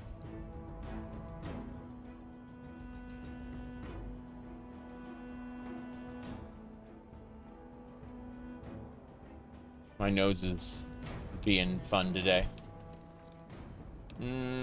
There's a thief around and you seem distracted. Oh, wait. No, put this collar on. Okay. Hey, this thing feels weird. Can I take it off now? Yes, yes. There we go. Yep. Get going. Oh, that sounds painful. Okay, which way is Paradise Falls again? God damn it! Japan has its own set of problems. They're just different problems. Am I drunk? I think I'm drunk. Do I seem drunk to you? Yes. You have something that belongs to me, give it back. Huh? I do? I don't think so, but go ahead, take a look if you want. You're simplifying shit, Chris. Like, you're really, really simplifying shit. Alright, here you go, put this collar on. Sure. Yeah, start running to Paradise Falls or your head will explode. I'm a slave now? Don't kill me, please. I'm going. He's a slave. He's a slave now. Oh. It's fine. There's another raider over there. That's a slaver. Hold on a second. What's a slaver doing here? Go talk to him. How's it going? I'll mind my business, you mind yours. I don't think so. I think we're gonna make a save here and we're gonna enslave the slaver. Probably a terrible idea, but let's do it. What? What's happening? Whoa. Let me carry your stuff. You look exhausted. Yeah, good idea. Okay, here you go. I'm pretty tired all of a sudden. I can't even think straight. Does the game crash if you go to Paradise Falls? You can go to Paradise Falls as long as you don't enter the back room. Like, there's the slave pen, and then there's like a room in the back, and the room in the back is where they put all the slaves. So I just don't go in that room and everything's fine. Put this collar on. Oh, all right. There you go. You're a slave now. A slave? I don't remember being a slave. He's a slaver. He enslaves people. Unfortunately, he's a slave. He just teleported to Paradise Falls. This is fine. Yeah, he doesn't remember being a slave. Okay. Let's see here. Give me a moment. Oof.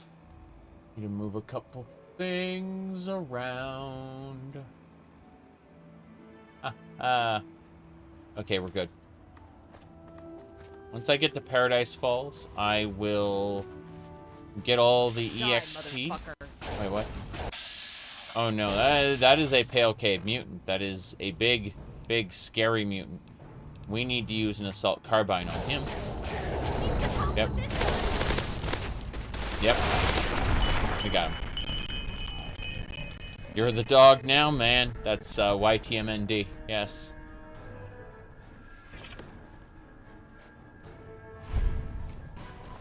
I wonder what Eulogy is doing. Come on, let's eat. Get a little snack. Pale Cave Mutant is a tasty snack. We can eat right through the power armor. Don't ask me how that works. I have no idea. Hold on.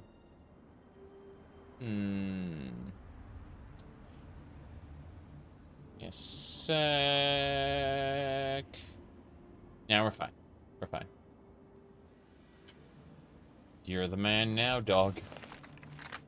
I say. This is...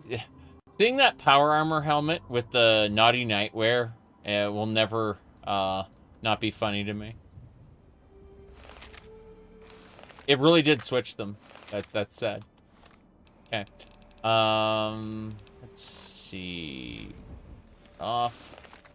Good. It's set.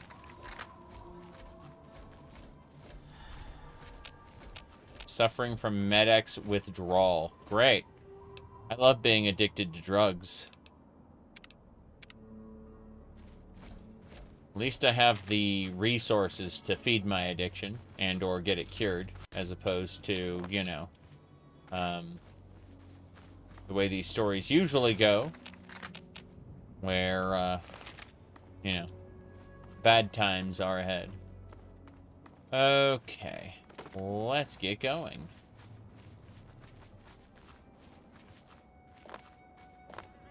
Jump, jump, jump. My gun's condition is starting to get a little low. I'm going to use a repair kit. Let's see. There it is. Good. My weapon is full condition now. As it should be, now and forever. So, yeah. Trying to think. But yeah, there are people who very much fetishize Japanese culture. You know, they see things they like in their animes and assume that the anime accurately represents the culture itself and not like an extreme subset.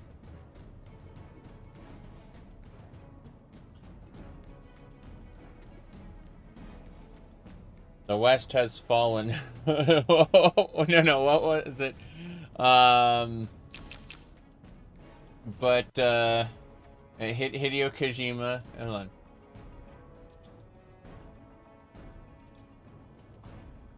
Let me see. Hold on.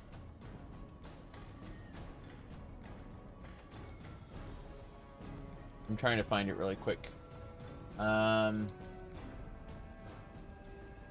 Okay, apparently I don't see it, but there was like a really, really good a tweet, and let me no, I can't find it, but there was a tweet where Hideo Kojima was commenting on having seen like a gay movie and thinking it was like really good, and like there's a tweet reply. There we go. It's Daniel Craig in the movie Queer. Here it is. Okay, this is amazing. Hold on, let me pull this up. Okay, I found it. I found the movie that we were looking at. Okay.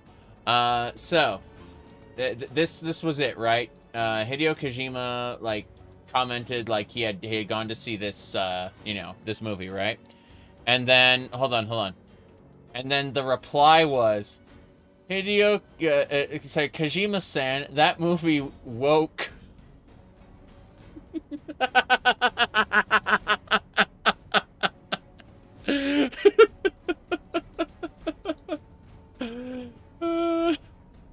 Yeah, it's so fucking funny.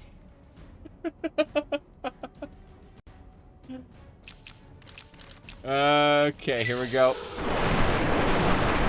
The West has fallen. I've got your back. Okay.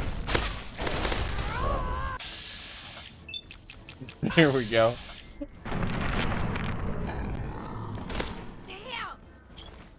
Damn.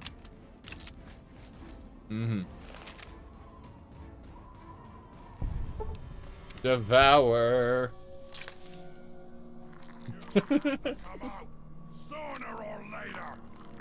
I hear the super moodies. Oh, damn. I didn't expect the brute to suddenly be here. Okay, change of plans. We're gonna hit him with the marksman carbine. Whoop. He dead.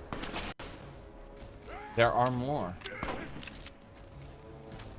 Wounded.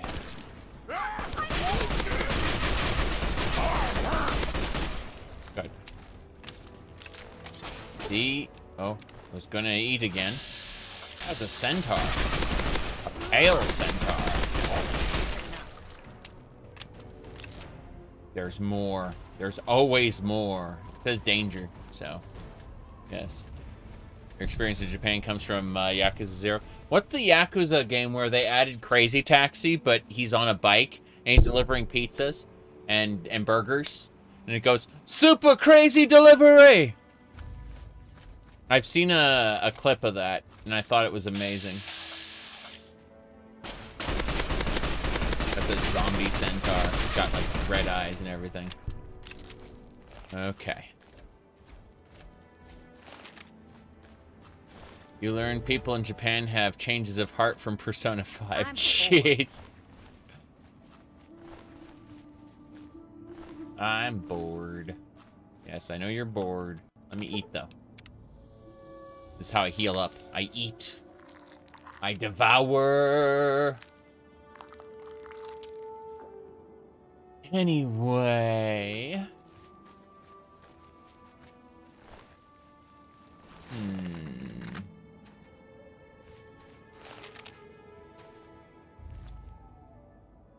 Yeah, so Paradise Falls is down there. I just wanted to make sure I had harvested everything. We're good. My gun every gun I switch to needs repair. These weapon repair kits are delightful for that purpose. So glad we got them.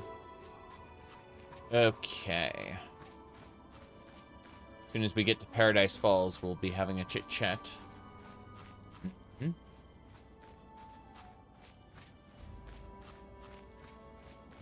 But yeah, it's really funny to see folks' opinion on things. It's, what do you mean that country doesn't have a single opinion about everything?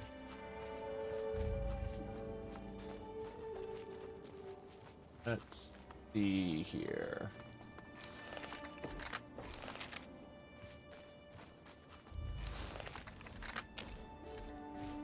Sorry, I know everything I know about Japanese racing from Initial D. The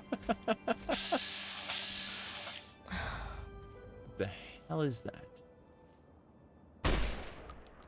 Like a dragonfly. Killed it. Horrifying. Dead though. Let's go.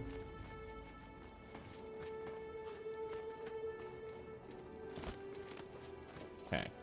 It's nighttime. We're gonna get sleep as soon as possible. Be perfectly natural. Nice place to sleep would be Paradise Falls. Definitely won't get colored in your sleep. Anyway. Let's get going. That's it. We did it. We've arrived at last. What do you have to say, sir?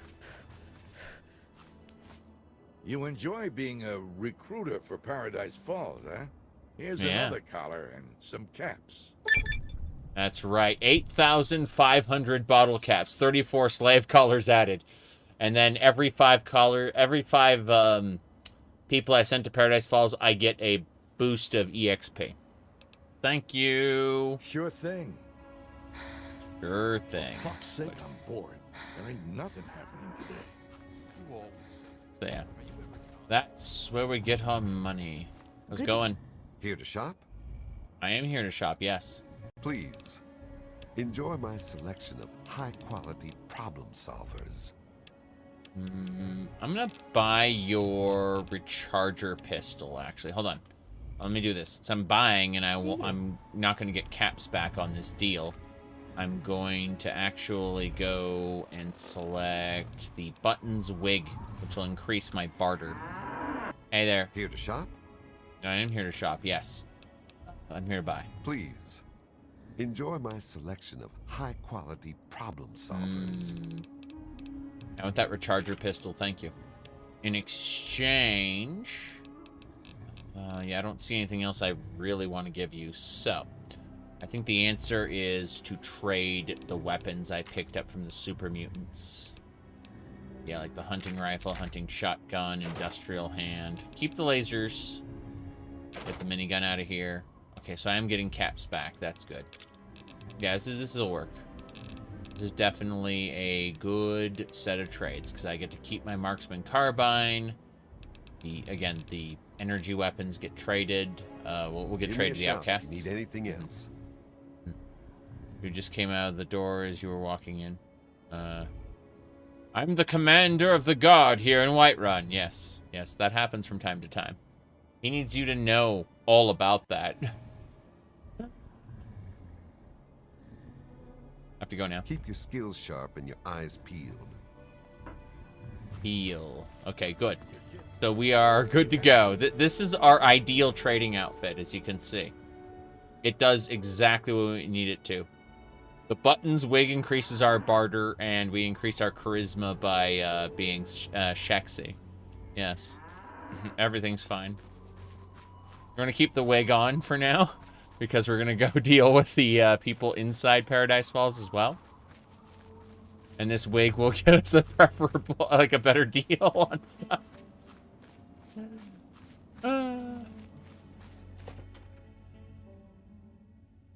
Okay. I'd like to play one of the Burnout games again soon, like Burnout 3, I think. This is what peak performance looks like. Yes. Hey there. Hey, stop going to bed. Guns, guns, and more guns. Yes. I tell you. I tell you. Bunch of dumbass wastelanders. They bring me some good stuff.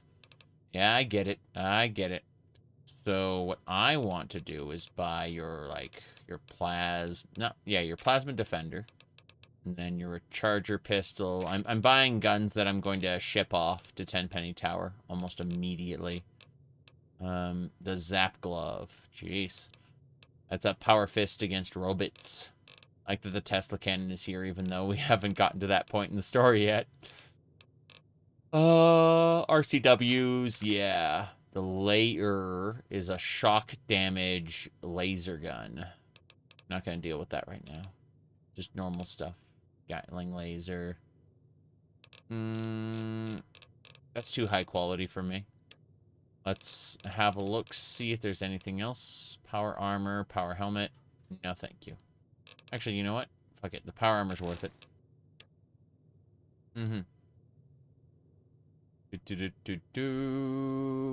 What else? Super stim pack. I'll buy all the stim packs as well. This guy is... I'm going to be giving this guy a lot of caps today. He's going to enjoy trading with me. So, yeah, all the 10 millimeters. And then... where's the 50? Do I not have a 50? Yeah, I do have 50 MG. Good. Same deal here. Explosive, incendiary. Those are great. More importantly, 556. 5 millimeter. Good. I need some Mesmatron ammo as well. That's the expensive stuff. Yep. And that should do it. Gonna double check his miscellaneous stuff to make sure he doesn't have any boxes or anything I really want. Has a 556 long barrel. Don't care about that too much. Decreases the spread. We're gonna buy that and see if we can attach it. When we can't, we'll get pissed. Definitely buy those surplus boxes. Holy crap. Yeah, that was worth it. Wait, I don't need a carton of cigarettes. I need to sell him cartons of cigarettes. That's a different matter altogether. What about collars? How many slave collars do I have? Let's see. I have... doesn't say. I'm gonna have to find that out in a second, because I may need to buy some slave collars. He's got 10 of them, so it's no big deal. Scrap metal, sensor module. I'll buy the primers. Yep. Buy all the primer boxes. Those are good for crafting. Later. Crafting later. Hulls. Most of this stuff I don't need, but I'm picking up anyway. Okay, that's good. Let's see about selling things. So, for selling, I'm going to look at... Yeah, I'm going to sell the 12 gauge rounds on their own. 20 gauge. Shells. Anything. Or anything. Anyone. I'm going to keep the rust rot, but I'm going to sell the normal darts. Energy cells. Flamer fuel, liquid nitrogen, microfusion cells, missiles. Okay, he's paying me because of all the missiles. Turns out, yeah, way specs for the way rifle. That's good. Keeping the mesmetron power cells, obviously, but the electron charge packs, yeah. Yeah, we're getting good money now. 44s. Let's get rid of the 44 magnums. We're not going to be using those. Same thing for the 357s. Yeah, that works. Good. I think that's it. Yeah, I want the rest. So I'm just going to check miscellaneous to see if there's, like, anything I can sell that I don't care about, like cartons of cigarettes. I'm pretty sure I shipped those off to 10 Penny Tower already. What a shame. Okay, well, we'll take the caps. Yep. Take the caps. Now we got lots of ammo. Bye. Hey, man. Come back anytime. Okay. Now we just have to go have a chit-chat with the drug lady. One wrong move and you're going in the meat pan. The meat pen. By the way, I'll show you where the slaves are being kept in just a second. All the people that we've sent to Paradise Falls, where they can crash the game. Hello there. She's stuck in the corner. You look all right to me. Yes, I just want to buy things. You got some supplies for me by chance? Money first. Money first. Isn't that the way we all are these days? Money first. Med-X. Nope. Need to buy those stim packs, but I'm definitely taking the drugs. What else? Tweezers, surgical tubing, scalpels. Anything else? No, that's it. That's everything. Enjoy. A pleasure doing business with you. Money before services are rendered. Money can be exchanged for goods and services. This is true. Okay, let's go ahead and sleep for 8 hours. That'll get us to 5 a.m. Now, we are going to ship off all the junk we have to 10 Penny Tower. I like how Canterbury Commons is a valid box now. But, yeah, 10 Penny Tower. Okay, all the laser weapons. Cool. Let's see, Enclave stuff. Metal armor, reinforced. Oh, you know what? Let's keep the metal arm. Yeah, we'll put the metal armor, reinforced, off to 10 Penny Tower, but we're gonna use this metal armor helmet and metal armor to repair our power armor with. That'll be nice. We have, it's funny, we're using the Love Machine power armor. Really funny to me. Okay, anything else? I'd like to mess with that long barrel, but I don't care about the rest of this. Cherry bombs, dog hide, duct tape. Love to see about that EMP generator implant, but she can't do cybernetic surgery. We would need to get like a special book to like teach her how to do cybernetic surgery. And I've already given that to the 10 Penny Tower doctor because, you know, that's where we live. So we'll just put the implant in the, what do you call it? In the shipment. So we'll get it when we get back to 10 Penny Tower. Because there's no way we're going to be doing surgery right now. We don't trust any of these wasteland doctors. Okay. Specifically, they can't actually do it. Unless they're trained. The only exception is Pinkerton. Pinkerton can do cybernetic surgery right from the beginning. But, let me see here. Debating if there's anything else I want to do right now. I think, yeah, we shipped everything off. That's fine. We'll unequip Button's wig. I'm, sick with advanced dehydration, so it's kind of irritating, but... Oh yeah, when I equip the power armor, it'll have Button's wig on. Very silly.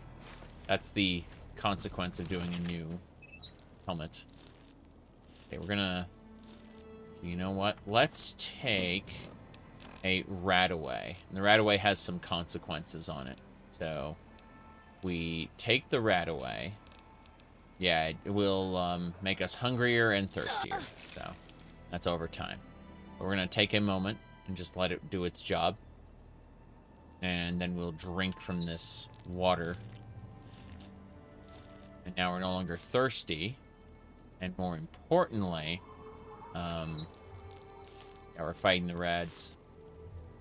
So that should do it, more or less. Yep. That's better. So we're still a little hungry, but we can, you know, eat some human remains or something. Not be hungry anymore. Or eat a super mutant. Those are quite common in the Wasteland. I'm going to save before we do anything else, considering we just... wait. Let me look at my slave colors. I forgot I was going to do that, and I got distracted by other things. I have 42 slave colors. That's 2 more than I expected. I honestly just wanted to keep 40 colors on me. So, yeah, that's cool. Alright, I like how I have 0 DR, 6 DT. Like, naturally, I have 6 DT due to my toughness perks. If I equip my power armor, then I have 46 DR, 29 DT. It's, you know, just great. Freaking love it. Okay. Onwards and sideways. We're a little less than an hour from switching over to Final Fantasy XIV. Things I want to do. Lots of things. In the meantime, let's figure out where we're going next. We've been exploring here. Damage threshold mean how much damage before it gets through. Correct. It is how much damage you would take before it gets through to your health. So, like, it's the reason... Damage threshold is why you can't shoot a tank with a pistol, like, 50,000 times and then, you know, cause it to blow up. You know, armor actually does things. Anyway, we're an urban superstition. We're very evil. We've done things. But don't worry, because most people, like, a 10-penny tower idolizes us, Rivet City accepts us. Accepted in Paradise Falls. Guess we haven't done a whole lot of quests there. Canterbury Commons, we are accepted. We're idolized in Big Town. And we're idolized in Arafu. That's good. Let me see here. But yeah, that's why I say when people take exception to us, like, you know, going around with our knees exposed on concrete, or, you know, on stony terrain like this, people go, well, oh, you must be, like, scraping your skin. Like, no, not really. We have, like, 6 damage threshold. There's, it's very unlikely that just rubbing up against a rock is going to hurt us. At least not as fast as we can heal. Alright, let's see here. Our skin has damage threshold on it. Okay, let's have a look at the data quests. Papa Scorpion, head of state would be the picture from the Lincoln Memorial. Make sure the Lincoln Memorial is free of super mutants. Pretty sure there's like a different thing we needed, which was not Elder Lions, the ties that bind those. All right, any cybernetic implants? Yes. Can I have a bet? We're currently using, let's see, we got, hand stabilizer, rank 4, which increases our, lockpick and repair skills. Let's see, we have a kinetic accelerator in our legs, which increases our run speed by 10%. We're actually going to get a kinetic accelerator in the other leg pretty soon. We're just kind of waiting. Our other hand, we have a motor memorizer. It just increases our gun skill. Let's see, we have nanobiotic weave, where our if our left arm is damaged for any reason, it'll repair itself. On our right arm, we have a neural data tool, which increases our science skill, basically caps it. Let's see what else. Oh yeah, and we have tread dampeners. So So basically, sorry, weight absorbers. We have weight absorbers increasing our carry capacity. They're gone? Because our strength isn't that high. Although we are increasing our strength with perks. Every once in a while, we're putting intensive training into it, and people are like, well, why don't you pick up the no weaknesses perk? We've actually modded that out of the game on purpose. It's broken, and you plan for it at the beginning of your run. If you plan to use no weaknesses, you specifically plan your build around it, because it just increases all your special stats to 9. It's broken as all hell. And so, no, we're not doing that. Let's see. I'm trying to figure out where we go next. There's a lot of places to visit, but guess we should start heading down toward there's Tenpenny Tower, but there's also the Museum of History. Okay, fuck it.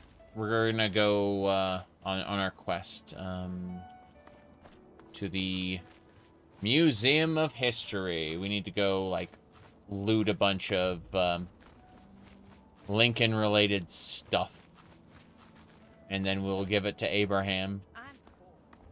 There's like a set of slavers who will take the Abraham stuff and use it. Like they'll destroy it, but I want to give everything to the museum in Rivet City before I enslave the guy.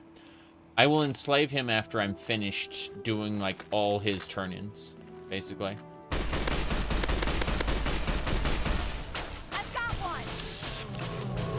Oh, damn. Young Razor Claw. Razor Claws have, like, the same damage output as Death Claws. They're just weak. They don't take as much, what do you call it? Take as much punishment before going down. Which is A-okay with me. In any case. Yeah, we have our accelerator to run fast. That's a super mutant. Just a regular super mutant, not a brute. Brutes, masters, and overlords. Overlords are the scary ones. But hey, we get to eat. We get to have a delicious treat. Just a little treat. Let me see here. Hey.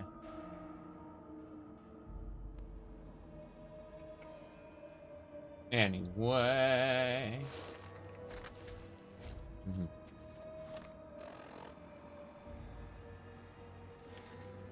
The death claws that bred with humans.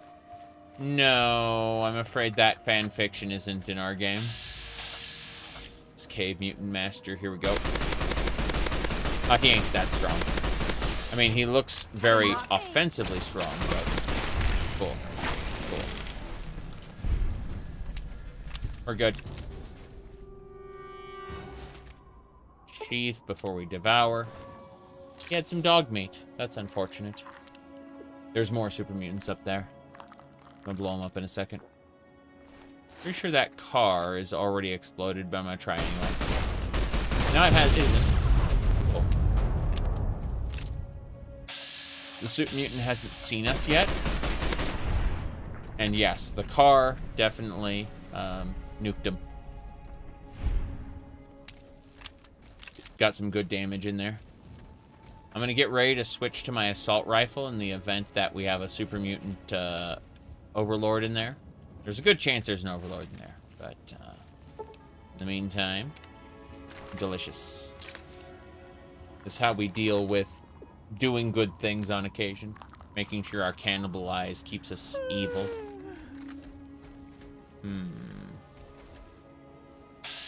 That's an overlord.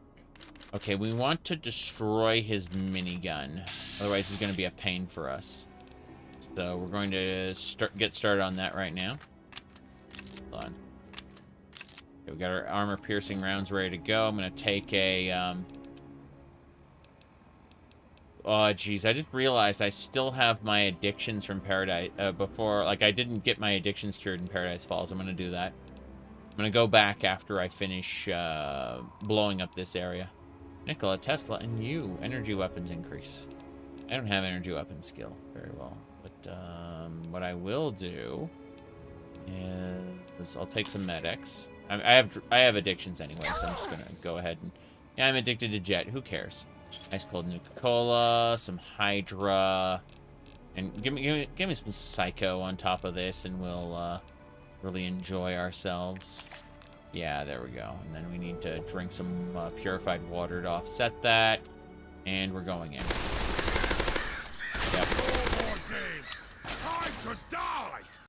No more games, time to die. See, he just got his minigun knocked out of his hand for a second. He always runs to it again, manages to pick it up. But if we just kind of do that, you can see Clover really doing a tank's job. Yeah. Here we go. The Overlord's almost dead. With the appropriate drugs and application of damage. Oh, that dead Wastelander. Die and dash, die and dash. Okay. Nice.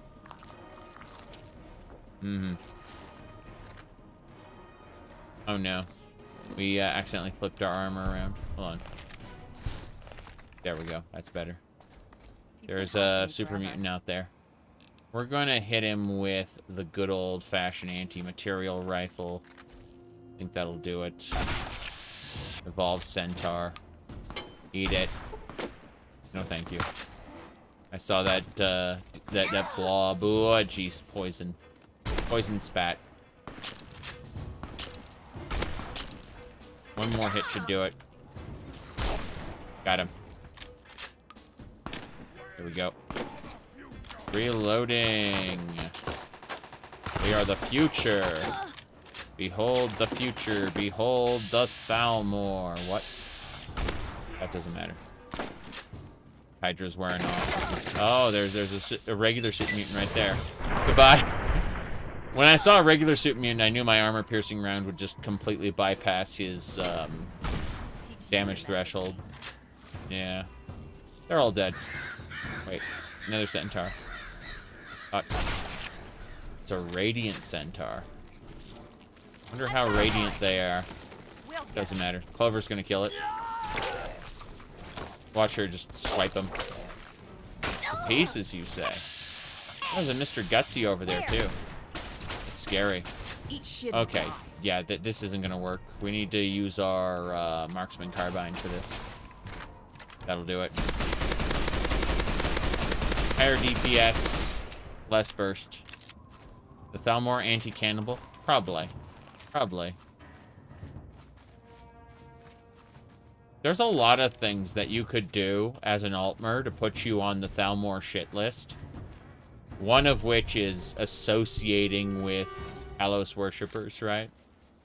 Just associating with them is enough to get you on their shit list. That's why if you, like, roleplay a Thalmor character, eventually, as you progress, you get high enough level,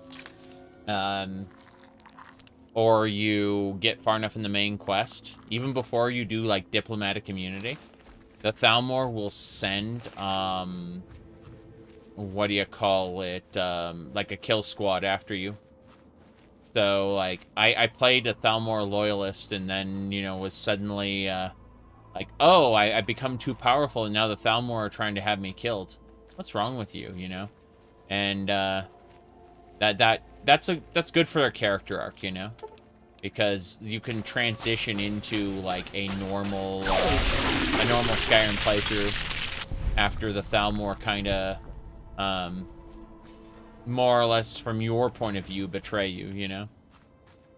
But in reality, they're very concerned about your actions. I need a shovel to dig this grave. It would be epic to be able to side with Thalmor in the main quest. Yeah, it would be interesting. I don't have a shovel. I can't dig these graves. I really want to dig the graves. Let's see if there's a shovel in here somewhere. I don't think there is, but, you know, you miss every shot you don't take, so... Nah, we've already looted this place and there was no shovel last time. Let's go back to Paradise Falls and get our stuff cured. There shouldn't be anything between us unless it, like a radiant spawn happens. It's okay. Hey, Spy, good to see you. We're having to run back to Paradise Falls due to a mistake. No big deal. Just grumble, grumble. Wait, are we really that tired? I think the game is giving us a signal. Let's see. Oh, we're not that tired. We are kind of thirsty due to all our running. We're not hungry because, you know, full stomach. Yeah, we gotta get our, I love that we have Devil's Advocate. As long as we're evil, we get plus 25 speech. And then, Naughty Night speech for our Naughty Nightwear. I swear. This has been a great year of Bethesda games so far. Anyway, let's see. These games are a little stupid, but they're fun stupid, you know? Anyway. Yeah, we're gonna get our addictions cured. And then probably sip some more water. A lot of Raidus. Okay. She's still like, oh, she's not stuck in her corner anymore. You look all right to me. No, I'm addicted. I thought you had the look about you. Sure, I can help you, but it's not free. 50 caps. Take it or leave it. Pokemon's gotta catch 'em. Pokemans. Anyway. Jeez. I almost clipped the, I thought you had the look about you. Almost posted that to social media. There was a, person, her name was, I think, Brianna Wu, and she said to someone, you had the look, and, I'm blocking you now. And it was, she said something profoundly stupid, like, but it was, I was just going to reply with, like, I had the impulse to. I restrained the impulse, of course, because, you know, it's usually not worth my time responding to everything that I see on social media. But I was about to, like, clip that, you know, I thought you had the look about you. And it's just like, how nice of a person you are to just judge people based on, you know, oh, you had the look about you. Okay. Cure me. Okay, hold still. I don't want to make this any more painful than it already is. Yeah, she said a lot of things that are incredibly stupid. Yes. Dealer's kids right now, you know? To be fair, I pride myself generally not knowing who these people are. That should keep you going for a bit longer. And, I just noticed that, like, it was in response to something that someone who I do follow said. She, like, responded and then was corrected. And, you know, like, Brianna Wu was wrong in this context, right? And then afterward, she said, "Oh, I thought you you had the look about you. I'm gonna block you now." It's like, I don't know. Very strange, like, exchange there. But yeah, exactly. These are the kind of, like, discussions online that I just block everyone in, typically. If I wasn't following, like, the original poster, I wouldn't have seen it at all. But, yeah. Like, outside of the original poster, I just ended up blocking everyone involved in the conversation. Alright, I have to go now. Yeah. Come back when you've got more injuries and some more caps. Yep. We have to drink here. What we do is we crouch down, and then we drink. And this is perfectly normal. Like, there we go. As I was saying, I need to focus on getting my rads cured first, I think. Yeah, remove those rads, please. I'm running out of purified waters. Sucks. Just get some rad away. That's MedX. My bad. I'm meeting people. I don't know why I was looking at something else. I saw MedX and thought it was RadX. And it's like, that's different. There's RadOS. Okay. Get rid of that radiation sickness. Outsiders? What are you talking about? I mean, you're like... I keep your operation going. Yeah.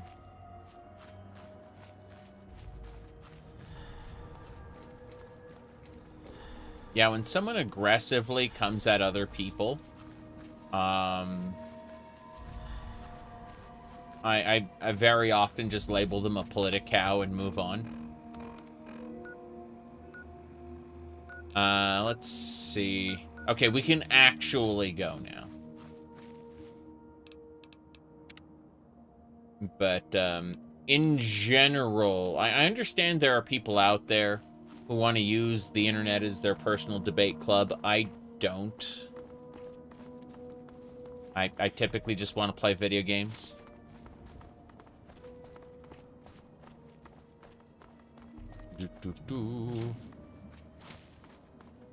Typically, unless you have someone of very exceptional character, you can't have like an earnest conversation with people through the internet if they vehemently disagree to a foundational level. And that's because a lot of people treat the internet as a, what do you call it? As something to win. Like, a lot of my family members and I, despite the fact we very disagree on things, we have come to terms and mutually agreed to either not bring up certain topics or to discuss them civilly, right? You know, without punching each other in the face. But, like, if people aren't held accountable to one another, which they can't be with the veil of anonymity, then what they say contains almost no value.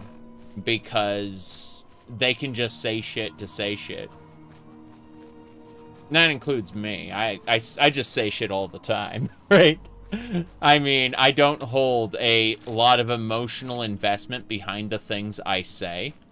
And I need that to be very, very clear. I will just very often, like, randomly make a remark and then forget I said it. And to the person I was interacting with, this was like an important thing that I said, like defining to who I am, right? But for me, I've already forgotten the conversation. Yeah. You think people would do that? Just get on the internet and tell lies? You know, I've never watched an episode of Arthur, not once, but I've seen so many clips. Anyway, we're back where we were. We're heading down. Everything's fine. I'd like to get a bite if I can. I think I've already eaten. I've eaten all these guys. I just gotta run. Yeah. Yep. But I will make offhanded remarks all the time that people will then take as like gospel. They'll think that I'm really emotionally invested in this thing, and it's like, I don't even remember having said that. I'm sorry. Yes. Wait. So all you know about me probably isn't true. Yeah. Exactly. That go on the internet, tell lies clip is probably Arthur's most significant contribution to our culture. Yeah, you're right. Okay, here we go. Same thing Zen Bison said. For you, the day Bison graced your village was the most important day of your life. But for me, it was Tuesday.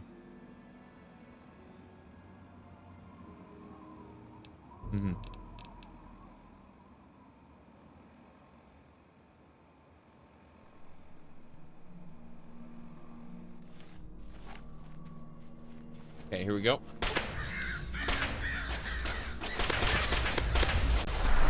Set that centaur on fire.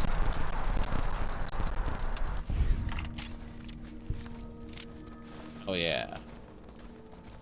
Let's continue. Posted one? Let me see. What link did you post? Here we go. You posted m.bison. Yep. But Tuesday is tomorrow.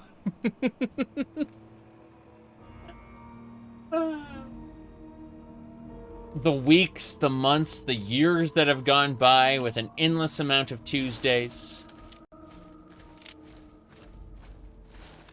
Anyway.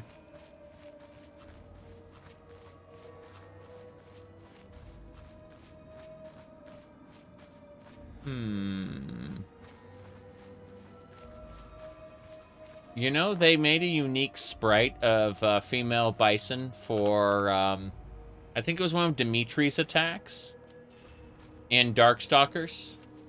Like, he does a, he does like a poof and turns them into a lady before biting their neck. I think it's Dimitri. I think like it was one of the Marvel vs. Capcoms did it. I'm gonna rip your head off. Yeah. Shit. Where? But they made a female M. Bison sprite as a result.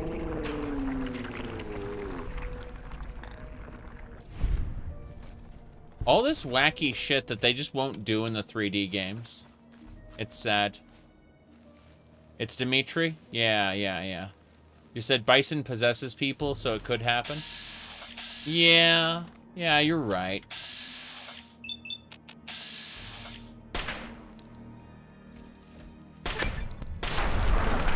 And cripple that rat.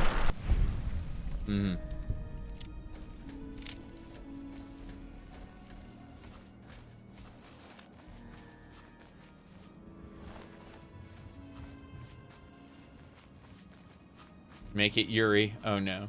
Oh no. Hold on. What was it? I think Tumblr's official Twitter account posted a thing, and then they deleted it because they realized it like contradicted one of their other messages. But I found this one to be personally relatable. This one right here. Yeah. Yaoi all the time, Yuri occasionally. That's in terms of stuff that I have read and or seen. That about tracks. They deleted this, by the way, the cowards, because it contradicted a later message that, you know, it's all equal, right?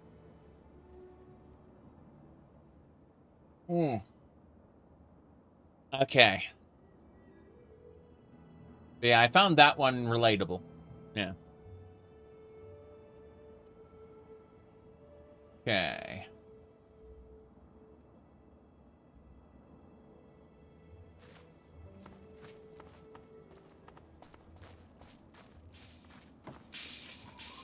My goodness. Yeah, it's really, really funny. People got uppity when I started gay posting. And they were like, oh, you said you were sick before. Is that because of your lifestyle? It's like, what do you mean? I've only ever slept with a woman in quite some time, so I can't tell you what those shenanigans are about. They're like, you're gay, therefore, you know, it's like, no. No, it's just a cold. You're a crazy person. Yeah, exactly. But they had invented an entire version of me. Because, you know, I posted some memes.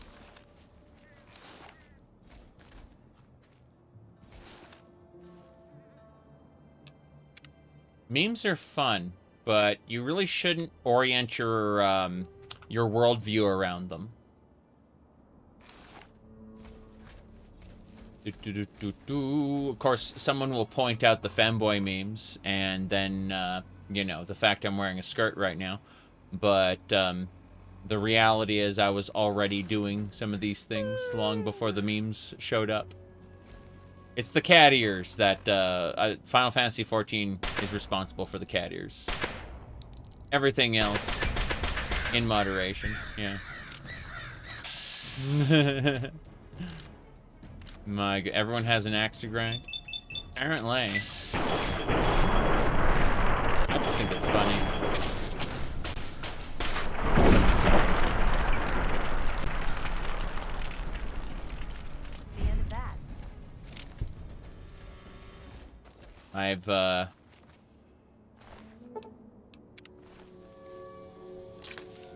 I am, at the end of the day, myself, and I've been myself for a very, very long time. What I am allowing to show to the internet has definitely changed over the years. I'll say that right now.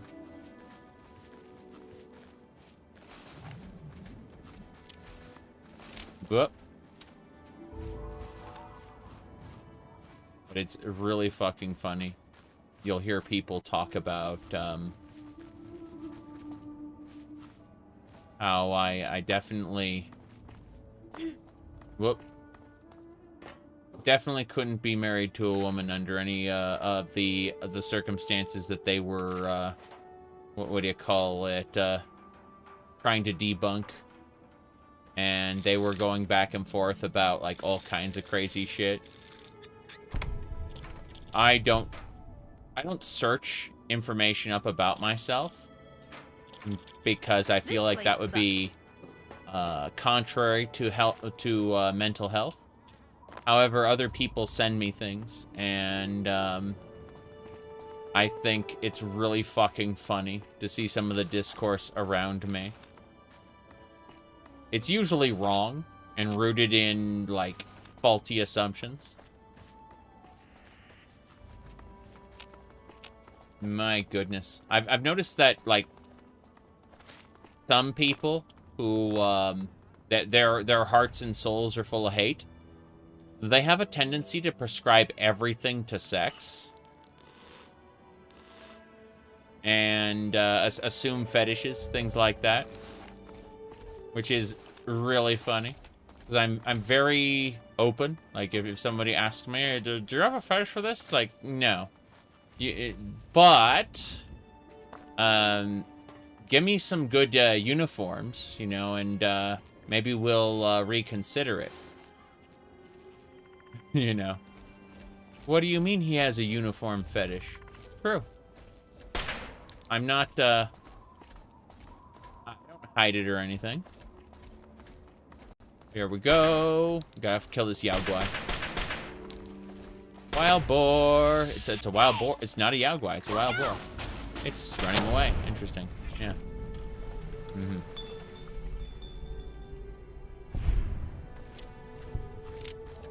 Sissy hypno? Yeah, I'm not really a fan of that. At all.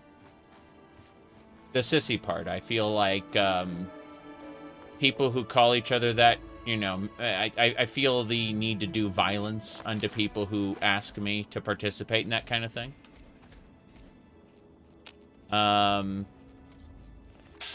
Whoop. Hold on. What's this?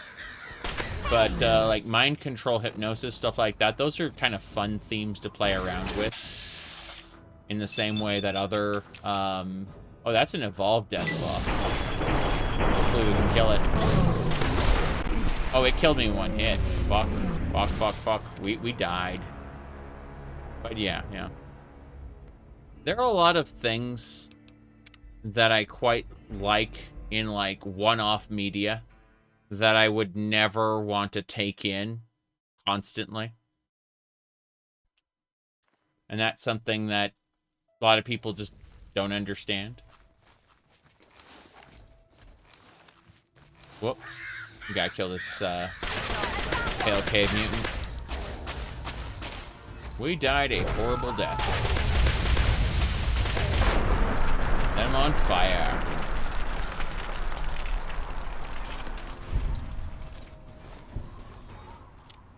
No, but it's really funny because people will come in and they will try to, whatchamacallit,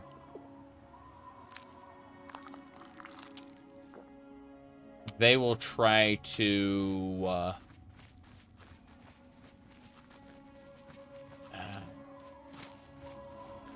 they'll try to find something that is important to me and try to insult it or otherwise, you know, get a rise out of me. What they're trying to do is they're trying to farm internet lolcow points, right? And then they get made fun of. They get, like, banned multiple times, because they make alt accounts, right? But they get made fun of and banned multiple times, and I'll laugh at them, and then they'll leave. And then they'll stay gone. It's really funny. And it's not because... I don't ban them because they offend me, right? It's, you know... I ban them because I'm not a masochist. I don't want to sit there and have a generally negative environment, you know?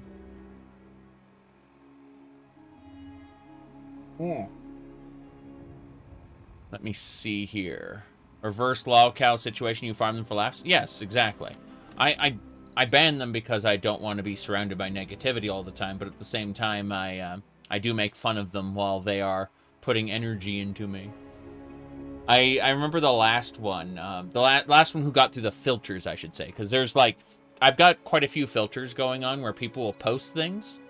No one ever sees what they post. I have a little chuckle at their expense, and then they leave, you know, after having, you know, posted their little hate comment, right? And so it's really funny to me, you know, because no one else will ever have seen those comments. They just go directly to the filter. But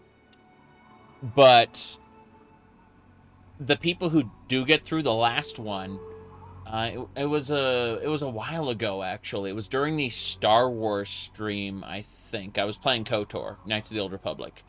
And they were like... you know, they said something, some kind of insult, so I just, like, timed them out and said, like, whatever, get the fuck out, you know. Usually when people ask, are you trans? That's almost immediate, like, okay, you are on the list.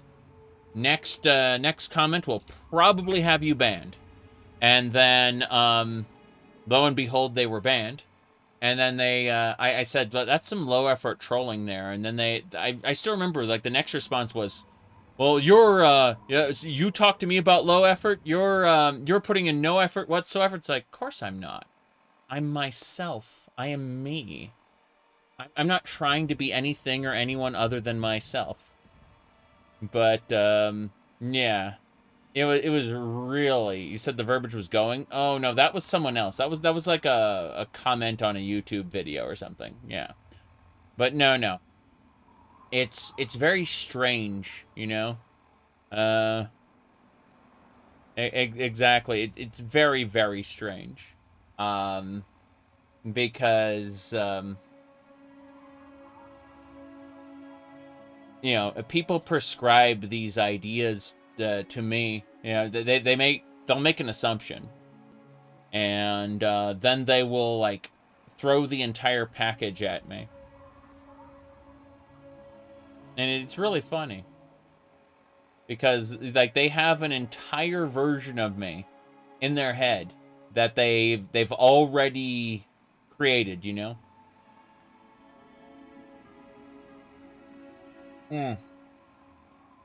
But, no, they made, like, 4 or 5 attempts to come back and spam. And then they were gone. And I just remember, like, the only reason I even remember the interaction is because they said I was low effort. It's like, I never told you anything about me. There's a fatal mistake in arguments. Such cockiness only leads to defending your own cockiness. Yeah. Yeah. My goodness. A thread said, ask a Satanist anything, and the first response is, how's the 8th grade going? Jeez. Hello. Hey there. Hey, Scavenger. What do you got? Take a look. Welcome to godforsaken hellhole. Not much to look at, but it's all mine. Godforsaken hellhole. Let's see what he's got. Nothing I want here. I'll take your turbo and your anti-venom. Might as well take your stim pack as well. Who cares? Everybody wants to be somebody, but very few know how to or can be themselves. I mean, I'm definitely not 100% what I've shown everybody, but people will take a tiny piece of what they see and run with it and assume an entire package that isn't there, and it's funny. It's very, very funny. There are people who would be offended by that, you know. They would try to argue in one direction or another, but I've learned the futility of that back in the, like, 90s. Like, you just laugh at the people who make those assumptions, because they're never going to be convinced of anything but. And the more important question, the part that escapes a lot of people, is even if you were able to change their mind about who you are, that person's coming in with certain preconceptions that maybe you don't want them around you to begin with. And so, you know. Let me see here. Here we go. Give me a shout if you need anything else. Done. Okay, I think these are the Bethesda ruins. Is it hard to do download TTW? Okay, my recommendation for you is to go to taleoftwowastelands.com. Once you go to the website, then you go to download TTW. Once you do that, scroll down and there's an installation guide right here in blue. Click the installation guide, and there's a video guide and a text guide. Both are good. You should try it.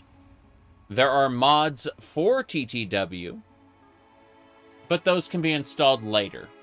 Get the base TTW installed first. Yep. Make sure not to skip any steps, though. Like, they're going to ask you to change your INI file and stuff like that. They'll show you how, you know. It's not like they're just going to say change it.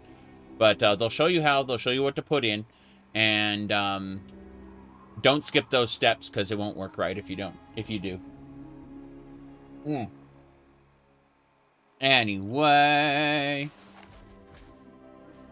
pretty sure we got enemies to kill in here. Pretty sure we've been through the Bethesda ruins. Or there should be bandits in here. If there aren't, we've already killed them. Yeah, they haven't respawned yet. Fair enough. No complaints. There's the Pip girl. Yeah, it's just part of it. Got, not all of the imagery are Vault Boys, Vault Girl, but most of them are. You see the two ducks for comparison. You got Vault Boy, duck, and then you got Vault Girl, duck. So, but yeah, like, you'll see some, like, I guess all the skills will be, but like some of the mod added perks will be Vault Boy. Let's find one. There you go. Like, Cyberlimbic is from the Cyberware mod, so it's a Vault Boy, you know. So some of the mod-added stuff is still Vault Boy, but all the vanilla stuff is Vault Girl.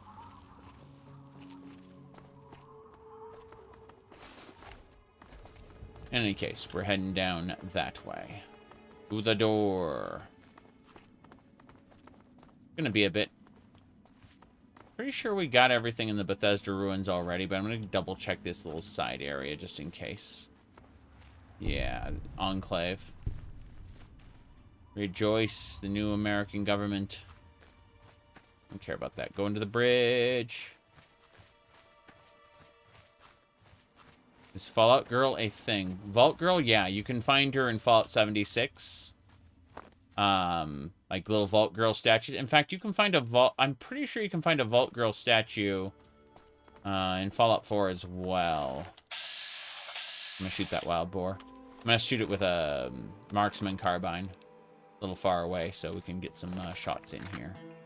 There we go.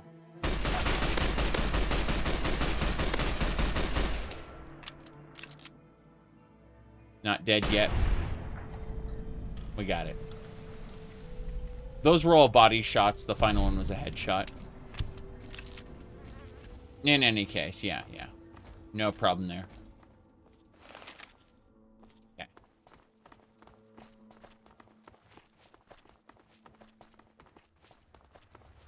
Oh, interesting. Spider venom. Boar mate. Aren't you cute? Yes, I am. Thank you. Okay. Where are we going? Right on. But yeah. So yeah, Vault Girl's a thing, but wasn't really present in the earlier Fallouts. It was a, Bethesda added thing for sure. Which isn't bad, I just think that if we're gonna do, we're gonna play as a female character, it's cooler to have, the Vault Girl interface. Mesmatron time! Stop it! Everything all blurry. Everything's all blurry. Who are you again? Here's the thing. You look exhausted, let me carry your stuff. Yeah. Good idea. Okay, here you go. I'm pretty tired all of a sudden. I can't even think straight. Fine. Just give me all your stuff. Okay, now put this collar on. Sure. What's this thing for anyway? You're a slave now. A slave? I don't remember being a slave. Which way is that again? Good. Okay. Come on, boys! Fresh meat! Kick ass! Wait, hold. Not that guy. There's gotta be a different raider around here. I'm missing something. Oh well. We go this way. Slave rebuild, that's the idea. You said Pip-Boy should have its own settings and Vault Girl should be an option. Yeah, I agree. I mean, I understand the Vault Boy is iconic, right? You should never remove the Vault Boy. Only like an optional replacer. I think if I were playing a male character, I would absolutely want the standard Vault Boy there. I've got lots of Vault Boy stuff. The only Vault Girl thing I have is this duck, which is why it shows in so many of my thumbnails. Okay.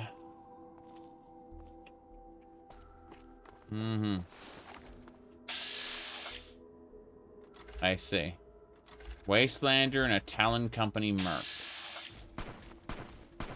Damn, that Talon Company merc is killing people. Yeah. Why is everything all blurry? Over here! Hey there. Excuse me. Ow. Yeah, this isn't working. I'm gonna have to, like, nope out, because I wasted so much ammo that just doesn't work. Anyway. Yeah, Vault Girl makes sense from a marketing perspective in universe. Correct. I think what happened with the Mesmatron here is I had to reload, and I think I didn't catch him in time. It kind of, like, his scripting kind of noped out. What I'm going to do is I'm going to sprint in. There's a way. That's the Wastelander that got killed by the Talon Company mercenary earlier. There's the Talon Company merc. Hey there. Come on. Why is it? Whoa! Got him. Is it me or is the world spinning? I think after he aggroed, that sentry bot over there aggroed, and it like broke the mind control like script. That's what I think happened. Because what's supposed to happen is these two are supposed to kill both of the Wastelanders and then turn on you. That's how it's supposed to work. But in this case, put on this color, I mean necklace, it'll look good on you. Oh. Alright. This thing's heavy! I understand. Holding anything in your pockets? My pockets? I'm not sure. Here, take a look. Yeah. Got your stuff. Good. You're a slave now. A slave? I don't remember being a slave. Which way is that again? Good. Anyway. I've got one. Yeah, we gotta fight this sentry bot. Mm-hmm. Yes. I think that a lot of Starfield's, not all of, like, Starfield's world building being shitty is the primary reason, like, it never got popular. But another big problem with Starfield, I think personally, was that it lost a lot of the charm. Its bugs are few and far between. They're usually game breaking when they're present, you know. You don't see someone suddenly just like turn rigid and then like flop all over the place. In the same way you do with like some of the oh jeez. Okay, here we go. Clover got in the way again. We're good. One's dead. Super mutant next.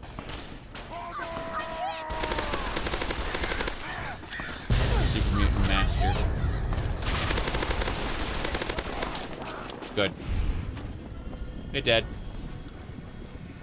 I'd use an auto-inject stim pack. I was about to die. Oh, the Enclave's landing. Nice. Well, it looks like we're gonna have to fight some more stuff. Your health is low. I know my health is low. I'm very well aware of that fact. Let me drink like a bunch of clear water here. Yeah. Clear water. That's better. What else? Let's eat that super mutant really quick. And so stim packs make you hungry. Okay. Starfield's bugs are like falling through the world or things going invisible. Yuki, which is, she is a nice person who occasionally pops into my streams. She showed me a picture of where the key, that is to say, like the space station, for the outlaw faction, it became her ship. So she was able to fly the entire space station belonging to the villain, to the bandits, to New Atlantis and land the whole space station on New Atlantis, and it was just clipping through everything. It was great. Let me see opinions on the Fallout reboot. I don't have any because it's not out yet. They've just shown some of their marketing material and it looks okay. Like, looks like Fable. Yeah, it just looks like Fable.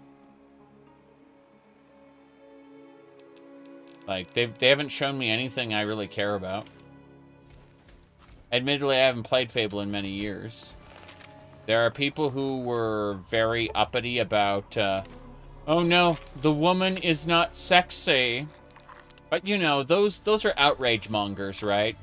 They exist to drive up, they need to drive attention to themselves by saying, look at how culture has fallen. Woman in game not sexy enough. I wonder what Eulogy is doing. Now, obviously, I am no, you know, I'm not a prude or anything. Like, you know, I'm running around, I'm rolling around, you know, with a character like this, obviously. But the assertion that everything must be sexy is fucking lunacy. Anyway, let's see here. Mesmatron. I'm not looking for trouble. He's not looking for trouble. Yeah. Mm-hmm. It was interesting they changed the good/evil thing. I don't know about that. I only saw the earlier on. Whoa. Hey, you got something that belongs to me. I need it back. Huh? I do. I don't think so. But go ahead and take a look if you want. Okay. Good. Got your bottle caps. Put this color on. Sure. What's this thing for anyway? Mm-hmm. You said, every character in all video games must look like 2B. I don't dislike 2B. I just think that, there's room for, variation. Let me see. Mm-hmm.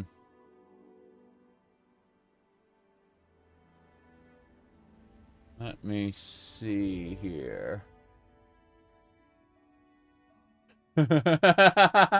What are some examples of quality slop? Movies that are only liked because they are good. And the top response is, what? All right, let's see. Yeah, this color's a bomb. Start running to paradise, falls or your head will explode. I'm a slave now? Don't kill me, please.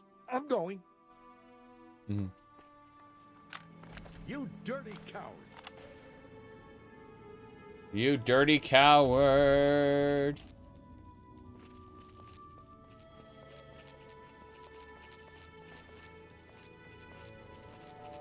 Mm-hmm. You saw a post about Fable, all the angry, lonely guys being pissed. And just commented with, guess you'll have to find something else to, yeah, masturbate to. Oof. Oof. When you're annoyed, there's no morality, you can live with it. You just hope they bring back iconic characters like the Guildmaster and such. Yeah, yeah. I don't know anything about it. I'm going to be replaying Fable at some point soon. But I'm not really invested in anything Microslop is making right now. Or like any of the other major like AAA companies. Like I'm just completely uninvested in new games right now until they come out or I see like a lot more about them. I think, for example, you know, I've talked about Mina the Hollower, and I've talked about Free Stars, Children of Infinity. Those are two games I'm really excited for. But those are both, like, indie games, right? You know, one is, sorry, they're both Kickstarted, actually. So, why am I excited for, Kickstarted games and not, big publisher games? Well, because I assume the big publisher games are going to have some kind of fatal flaw in them. And if it turns out they don't have a fatal flaw in them and I can enjoy them, then I'll enjoy them. But I'm just not part of the whole hype cycle before these games come out. I'm just done with it. Like, I'm old now. I'm old. I've been here from the beginning. Since we, you know, had our games in the 80s. Whoa, boy. Okay.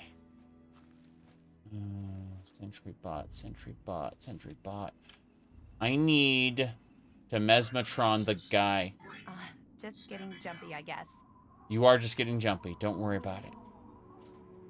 I need them to switch places. This is going to be brutal. Okay. I'm waiting for the other guy. Yeah, I need him to come over here. Really hope the Fable is good. I'm hoping that these games are good, but I'm no longer I'm I'm no longer invested in new games. I have enough old games to play right now. Yeah. So, you know, if you can, after a game comes out, show me that it's good, I'll consider buying it.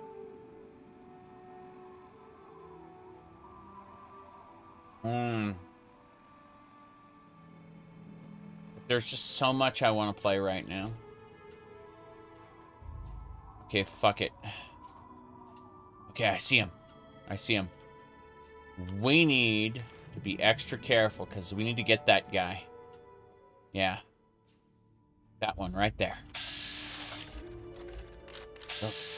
Here we go. Get the mitts. Am I drunk? I think I'm drunk. Do I seem drunk to you? Yeah, yeah, you look exhausted. Let me put this color on you.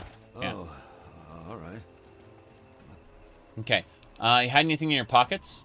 My pockets? I'm not sure. Here, take a look. Yeah, yeah. Go ahead and give me your power armor. Good, good. Start running to Paris, falls, your head will explode. I'm a slave now? Don't kill me, please. Okay.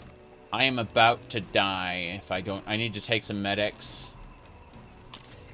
And then I need heals. Heals. We're good. Who are you again?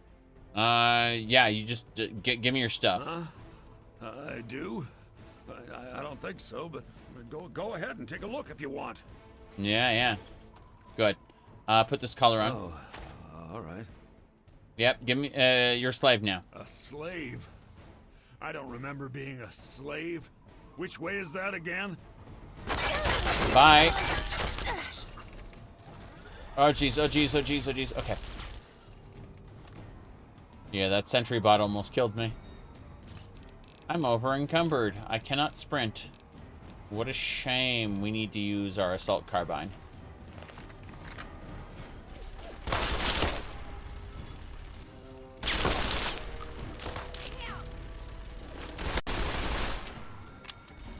What the hell? Oh, jeez, that hurt. Missiles! There went my arm. Damn. Zinx just came in and nuked that. As for Clover here, she's a little bent out of shape. Yeah, just a little bit. See where her legs start? Pretty sure she's dead. Doesn't matter, I fixed her. Stimpack. She's better now. That was really funny. Okay, what's over here? This is a shelter. I'm gonna have everyone hang out. Hold on. Wait here. But it's so boring all alone. Fair enough. Yeah. Got anything bloody for me? Yeah, I've got armor. I want you to wear power armor. That's what I want for you. Now, more importantly, okay, you've got everything you can carry. Fair enough. So Zinx is fully power armored. As for You're always Clover, welcome to take whatever you want, lover. yeah, I'm just gonna give you some things we don't have to think about too much. Just some heavy weapons. You can use them, I can't. That simple. Okay. You're playing Vermintide 2 the last couple days. Vermintide 2 is a lot of fun, and you know what? In addition to it just being fun in general, it also runs on Linux now. They've finally gotten like Steam Deck compatibility. I don't use a Steam Deck. I use just Linux itself. But it's really nice not having to swap into Windows to play Vermintide. Yeah. Anyway.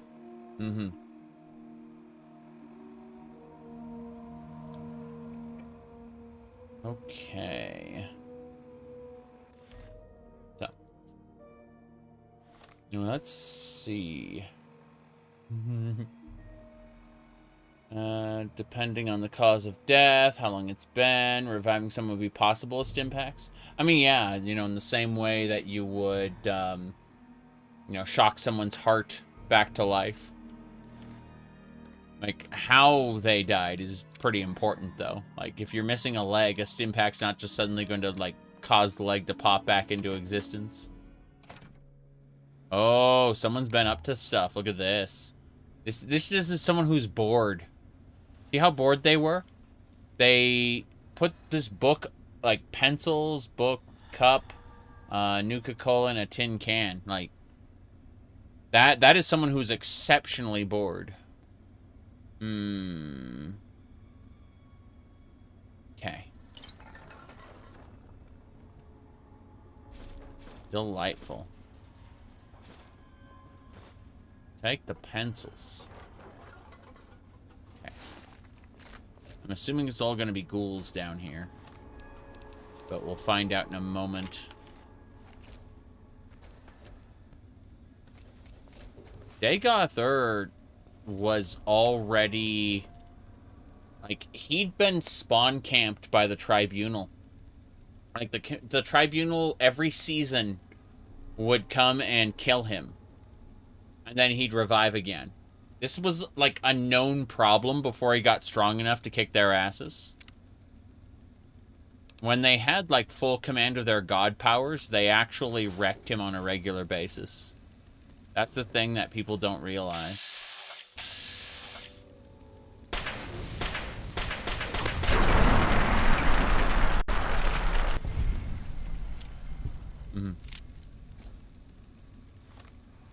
Yep.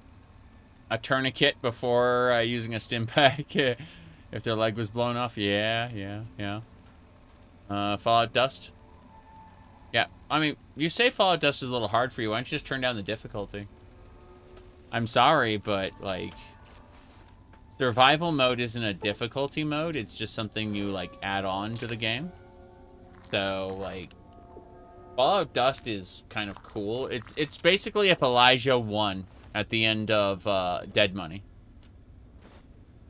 I think that's really fancy.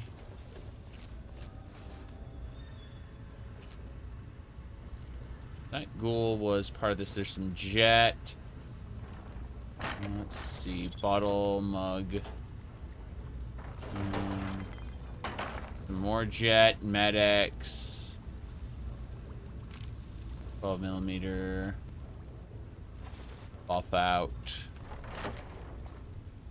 Mentats in the toilet. Crazy. Gotta get to the later stages of Marwan's main quest. It's gonna be wild seeing Dagother's actual characterization, not a barrage of memes. Yeah, the last time I guess it wasn't a big deal this time, but like last time I played Morrowind, so the time before last, I had Fargoth as the villain. See plungers being stuck to the wall there. Plungers don't stay. Whatever. Doesn't matter. Is there some more medics? Yes.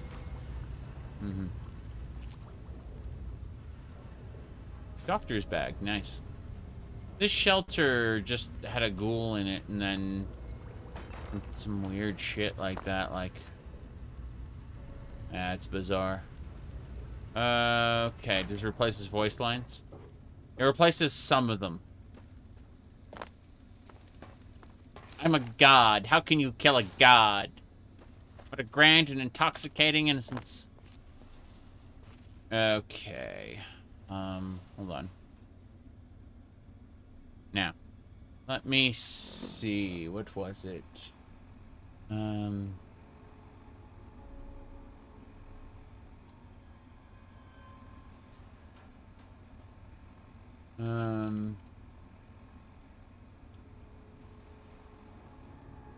I just have a random link I want to check out.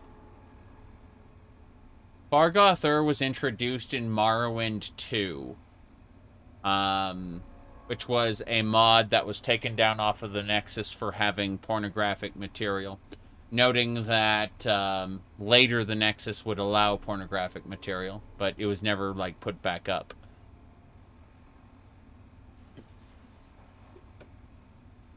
Okay. Hmm.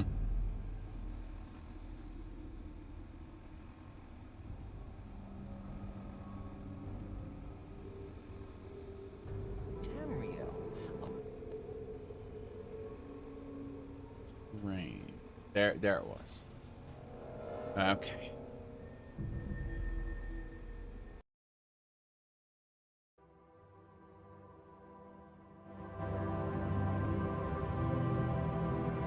In the waning years of the third era of Tamriel, a prisoner born on a certain day to uncertain parents was sent under guard without explanation to Morrowind, ignorant of the role he was to play in that nation's history. Okay. Got it. He was actually, the intro voiced by him was, included in the game's data files. That's not generative AI. It's actually in the base game. It's just in the data files. You won't find it, like, ever played. But you can rip it as a .wav file. Yeah. It's unused content.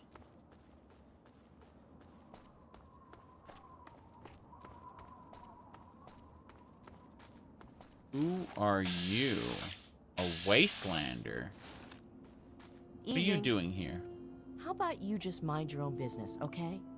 Okay, but I'm looking at that hairstyle and thinking, can I have that, please? I mean, I've got my hairstyle the way I want, but I'd like that too. Also, you're a slave now. Whoa. What's going on? Whoa. Is it me, or is the world spinning? It is, it is. There's a thief around. You seem distracted. I'll hold on to your stuff. A thief? Yeah, I'm feeling a little out of it. Maybe you better hold on to this stuff, you know, to keep it safe or whatever. Yes, yes. Good. My friends want to meet you. Put this collar on.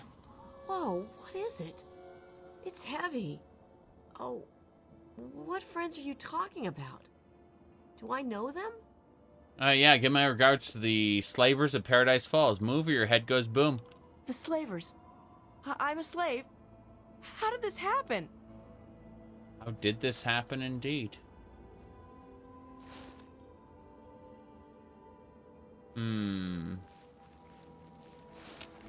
Wonder if there was supposed to be Talon Company here. Because, like, on this bridge was, what do you call them? Trying to remember the name of those. The Enclave, right. The Enclave was on this bridge. Let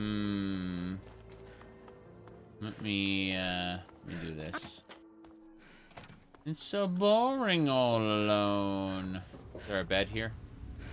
Seems like there's a doctor's bed and we can't... oh, wait. Did I miss something? I missed a package of Radaway. I'll take that metal helmet as well. Was hoping there was a bed here, but whatever ghoul was trapped in here just kind of made a mess of this and there's no bed. That makes me sad because I wanted to sleep here. Well. In that case, let's really quick repair our power armor. Hadn't thought to do that because my power helmet is obviously completely busted. There we go. Power helmet's full. Power armor is also full. Cool. Awesome. Next, we need... bored. I understand you're bored. Let's go. Oh yes, let's. Let's. Took you long enough. Good. So, I think that's a super mutant base there. I'd like to clear that area out if possible. Kill those super mutants before we go anywhere else. Here we go. Let's get that marksman carbine out and start shooting.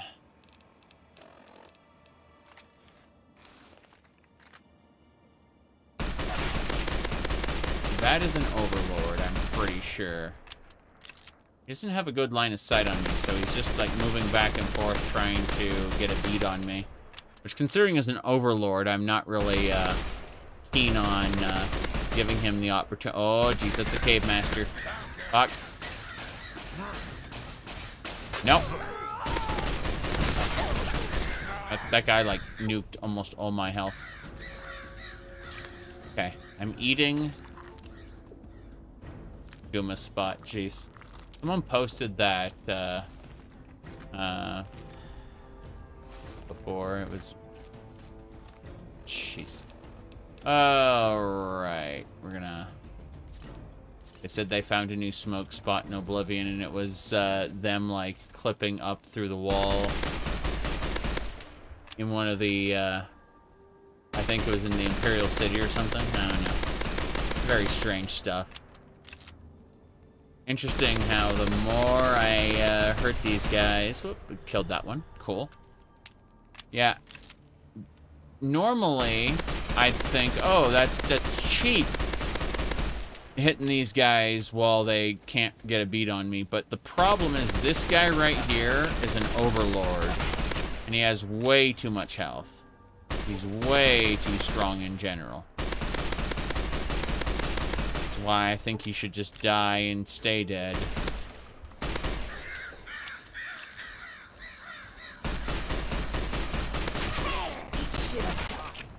Eat shit and die. Where?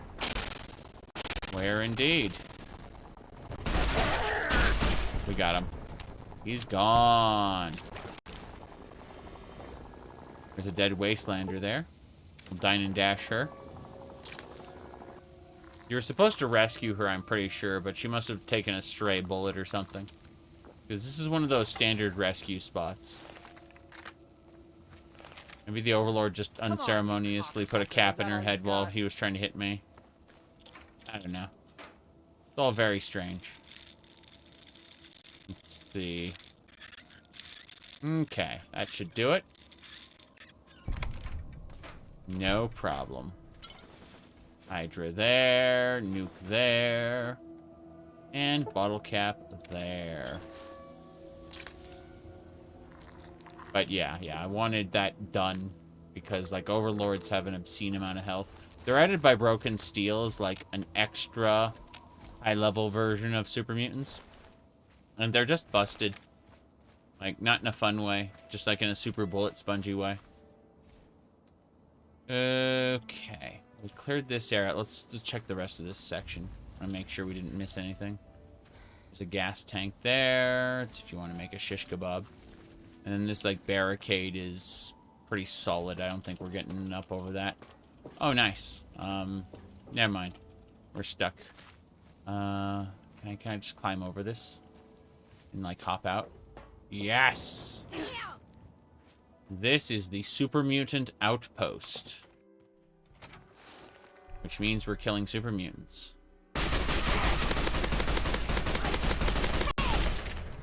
He dead.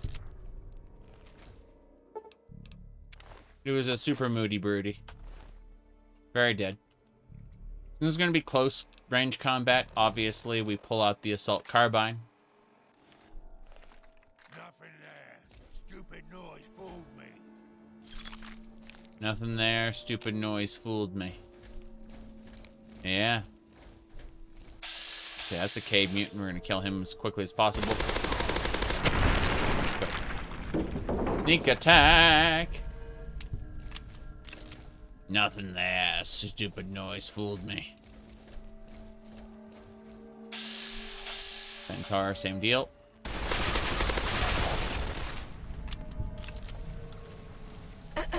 Hoping we clear everything here as soon as possible. Now, this outpost looks pretty clear. There might be like an upper level to this that I'm missing. Nope, no upper level. Okay, fair enough. In that case, let's run around and grab things.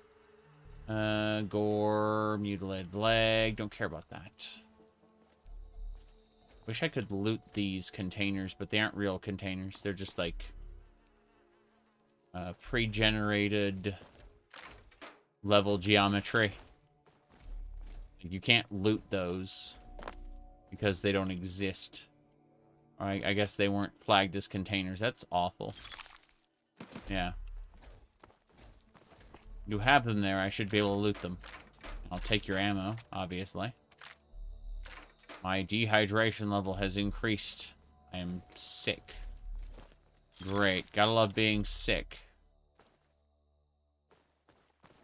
How do you know I'm sick? Why do you,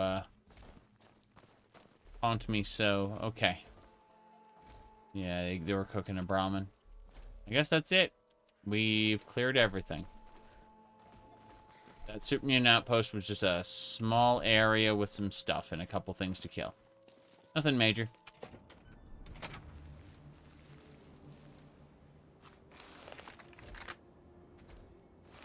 Supposed to be a door that way, but we'll go to this metal gate. Oh. Super Mutant. Overlord! He's the strong one. So what we do is we aim for the arm. And our goal is to not necessarily destroy the bat, but to, if we hit him in the arm enough, he'll drop the weapon.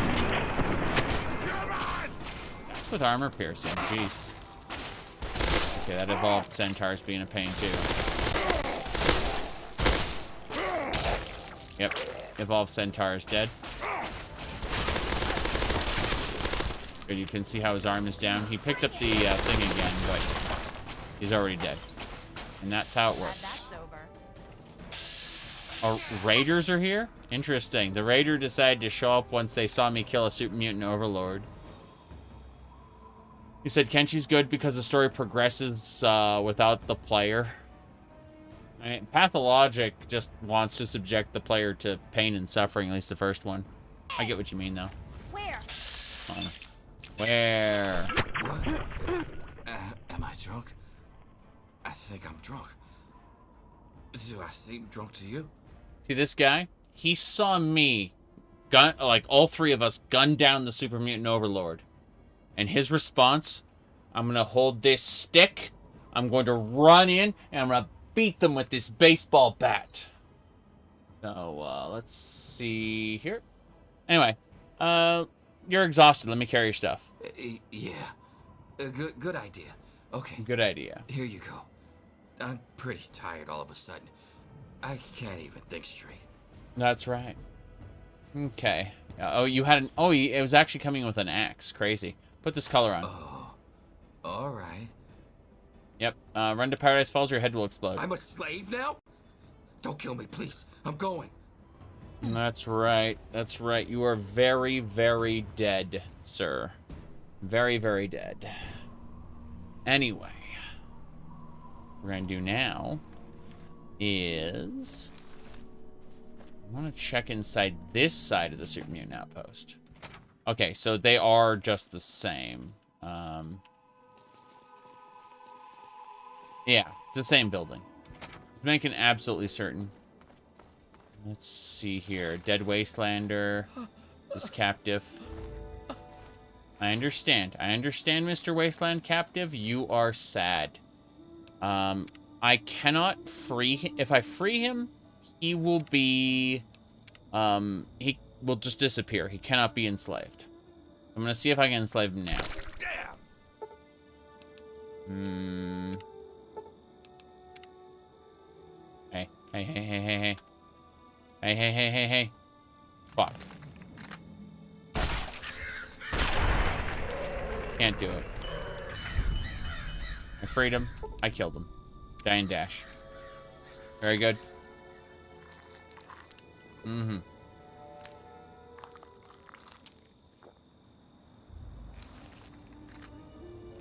I don't think having the world go without the player is necessarily the end-all be-all of a game, but it's definitely an interesting gimmick. And definitely enhances the feeling of the game while you are playing it. My goodness, what's this? Is this a Blockbuster Video? No, it's a grocery store. Let's go inside. I'd be shocked if we don't encounter ghouls here. Chainsaw.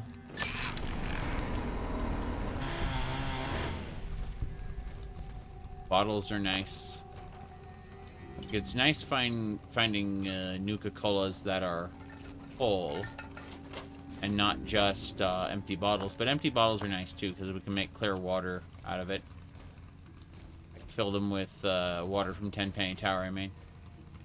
Tenpenny Tower isn't purified water, but it also isn't clear water. Yes.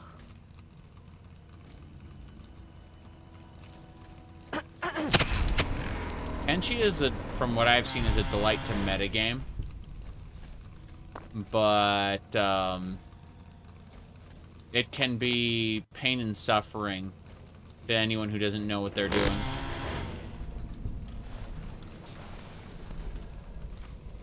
The learning process is not kind.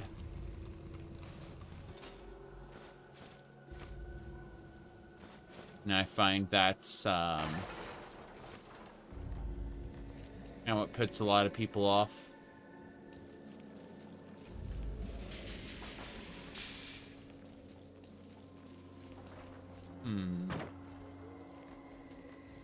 I hear more. The bottles are nice. The red roach must be destroyed. Bug Stopper, perk 3. Hell yeah. Okay. Mountain Blade is another, like, Mountain Blade isn't nearly as severe as Kenshi. But the sandbox also kind of goes without the player. It's just, it doesn't have, like, the extreme levels of complexity that Kenshi does. Which, you know, is either a good thing or a bad thing, depending on your temperament and how you feel about, or what kind of experience you want to go into.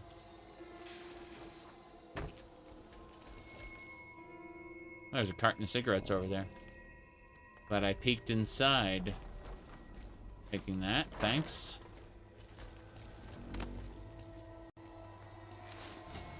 Yep, upstairs is busted. No getting in there. I wonder what Eulogy is doing.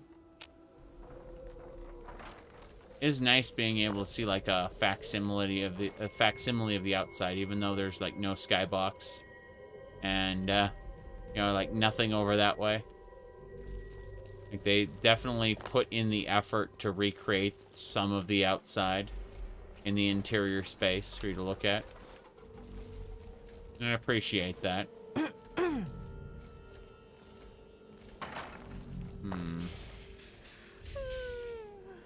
Yawn. Pork and beans. Let's get out of here. Nice little market. Nothing major about it, though. Still heading to that next gate. We're almost done.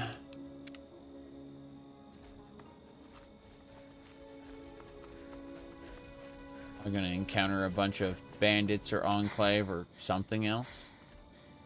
It looks a little glowy. Enclave Ibot, no big deal. If it's just Nibot, no problem. Those are raiders. Okay, change of plans, change of plans. Come back over here. Both of you. Wait here. Yeah. Good. You too. Wait here. But it's so boring all alone. I'm bored. I know you're bored, but I need to mesmatron my targets. And by that, I mean I'm sprinting in. I'm gonna kill. Why is everything all blurred? Who are you again? You got something that belongs to me. I need it back. Huh? I do? I don't think so, but go ahead. Take a look if you want. Yeah, yeah. Here we go. Put this necklace on. All right. Get running or you'll explode. I'm a slave now? Yes, you are a slave.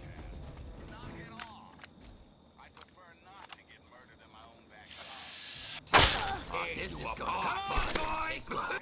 Who are you again? Ticket to Ride is your name. A unique bandit. Huh? I do? I don't think so, but go ahead.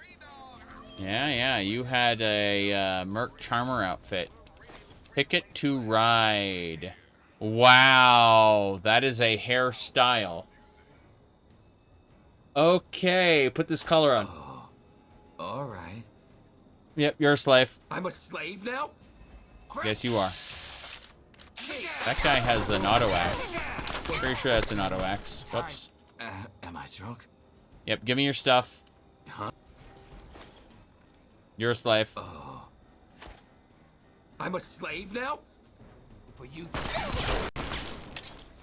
Oh, wow. Damn. Was. Whoa. Yep, put this color on. Sure. And then give me your pocket. Where the contents of your pockets. My pockets? Yeah. I'm a slave now? That's right. You are a slave now. Now I will loot all the things here, because this is all very important. He was a slave now. Give me all the things. Let's see. Anything else I missed? A lot of stuff. It's good stuff, too. Oh, guns. Excellent. Anything else we need? Turbo, Psycho. Why would you put Turbo inside those medkits? I don't know. It just feels off. We can die and dash this corpse, at least. More human remains to take with us. We're getting tired, though. We need to find a place to snap. I'm gonna say snack. Nap. Snack. Scrap electronics is good. Jet. Okay. Let's go ahead and take an 8-hour nap really quick. Nice and rested. We're also on the verge of death from dehydration, but that's neither here nor there. So if we were to just... where's my ice-cold Nuka-Cola? There it is. I don't want to die. But no, we're gonna go find a water source. It'll be around here somewhere. Let's double check. From here... Okay, maybe there isn't a water source here and we're screwed. This is actually concerning. Fellowship Heights. Would kill for a... Oh, there's a fire hydrant. We can drink from that. Oh, yeah. My goodness. Purple HUD. You know, we've got a common theme going on, obviously. No problem here. Definitely no common theme whatsoever. Now then, let's get going. Seriously serious. Drink. Looks kind of like pink to you? Well, it is pink, that's why. Onwards and sideways. Let's go have a chat with our companions. Clover and Zinx. Hello, hello. Come on, let's go. Follow me. Oh, yes, let's. Let's. Took you long enough. That's right. Now then. We're no longer dying of thirst. Let's check just how thirsty we are. Ooh, I'd rather get the reds. I'd much rather get the reds and drink. It should be fine. Let's do this. Let's throw on a Radaway. And then drink. And the Radaway will make sure we don't get too many rads while we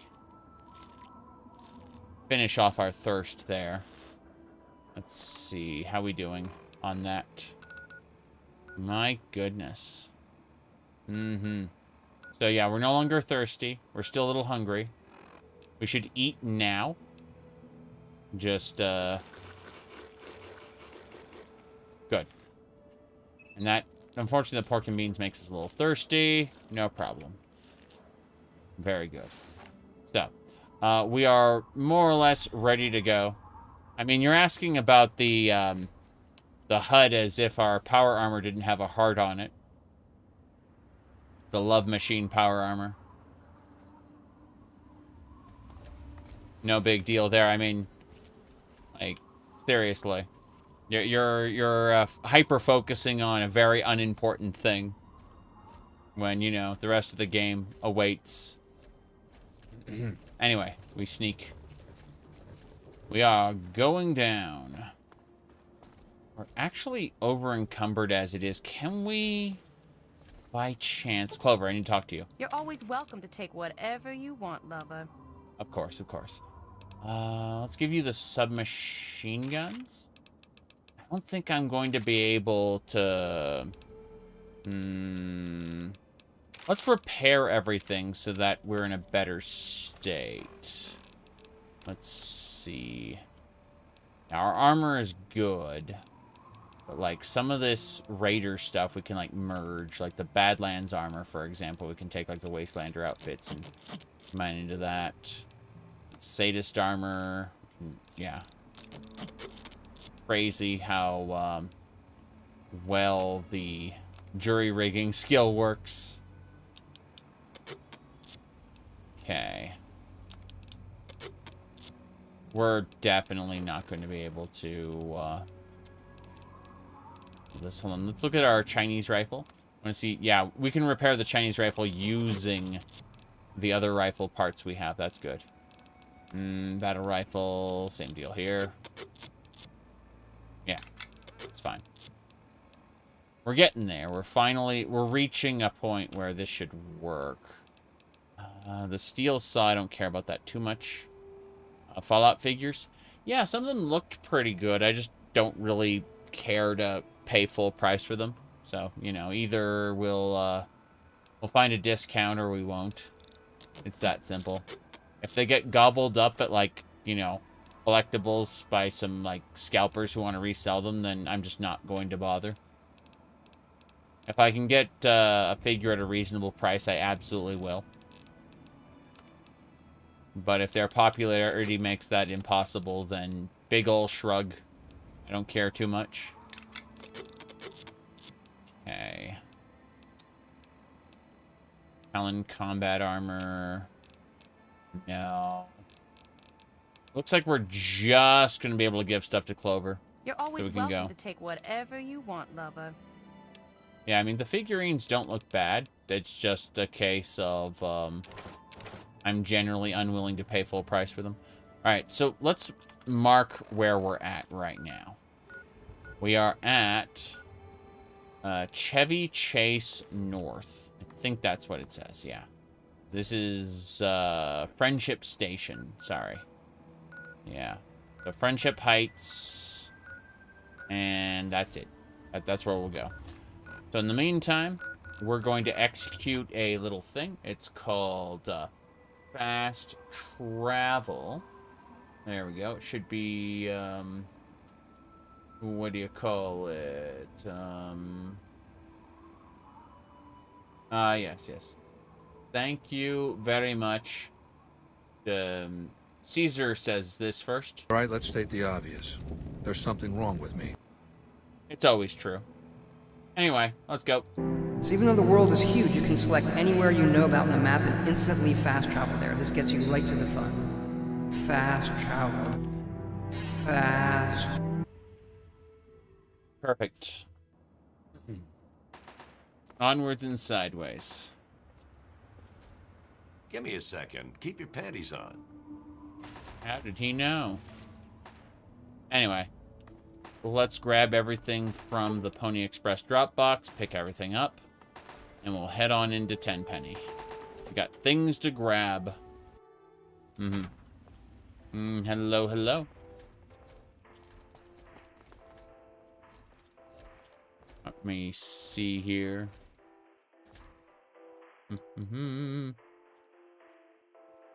Me see.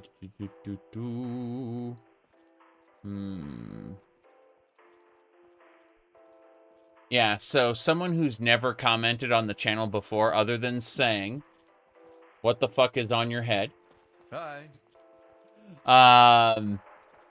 Asked Purple HUD seriously. So already a bastion of engagement from you. All right, seriously though, Miss Lydia. Those ghouls won't be bothering us anymore, will they? I'd like to do business with you. My boutique has many unique items for the discerning customer. Yeah. Yeah, what scholarly types? Yeah, exactly. No, whenever someone comments on the channel, like, I can just click on their name, see everything they've ever posted, and if they've said nothing before, then, like, their comment that they posted is all the value they have, obviously. But, you know, it's very interesting to see people get uppity. Yeah. Especially if it's a sock puppet account, right? I mean, yeah. My goodness. Anyway.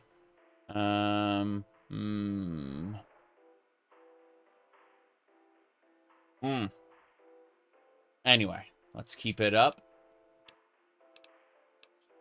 So, we're going to trade with her first. Steady's good. Doctor's bags are good. Supers are good. What else? My good. Oh, yeah. Toasters. Always toasters. Scissors. Scrap metal. Sensor module. Anything else I should get? Fake accounts are lame. Yeah, but you know how it is. I'm streaming to be entertained, not necessarily like, it's great that I entertain other people. It's really cool when other people are entertained, but I am specifically here to have fun. Anyway, let's see here. You're watching us while we watch you. Exactly. Ah, here we go. We get the good ammo. This is the sniper rifle ammo. Get some incendiary there. Let's see. Nothing else? Nothing else. Her roll was crappy this time. But I will sell her a bunch of guns. I don't really care about these a whole lot, but you know how it is. Submachine gun, 5.56 rifles.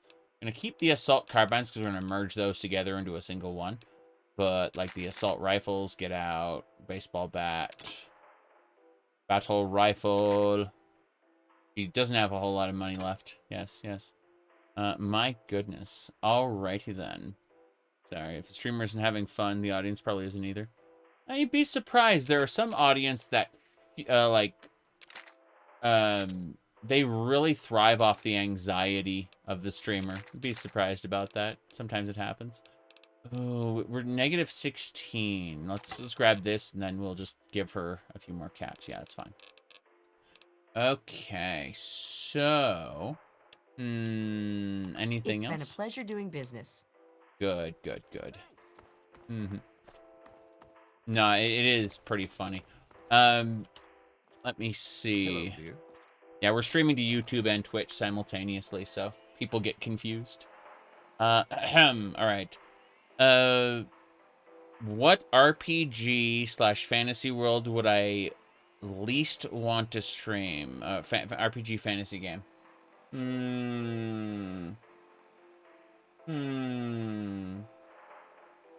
That's a good question. Which would I like to stream least? I'm trying to think, because, you know, like, you're talking about like an RPG or fantasy game. I'd say like Planescape Torment specifically. There's way too much reading involved in that, and I mean like a whole ton of reading. It's one of the best books I've ever played, but I will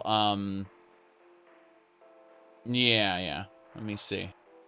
I like, you never heard of that game? It is great. Like, Planescape Torment is one of the best books you'll ever play. but for streaming purposes, it's very, very awkward. Reading aloud is honestly not one of my best skills. I have a couple speech impediments that make it difficult at times, so the way my brain works, I'm always skipping ahead or skipping backward. Yeah. Reading in games but not together.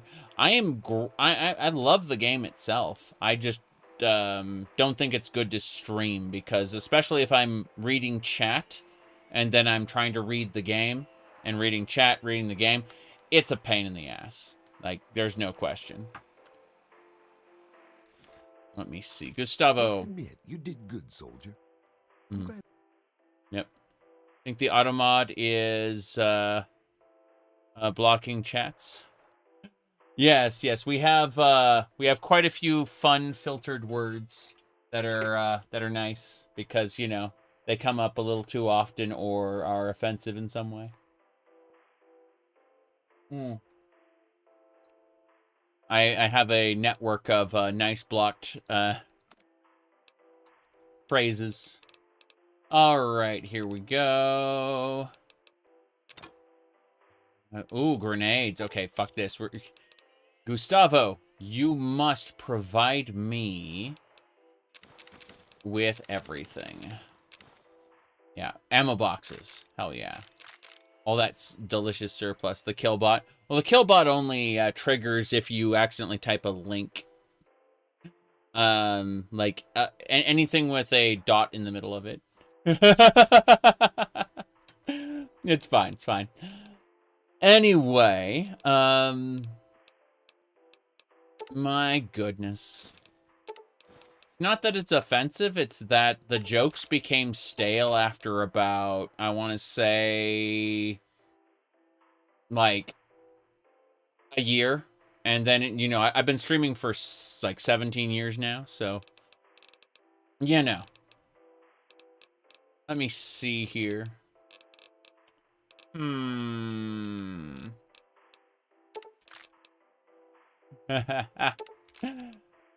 Anyway,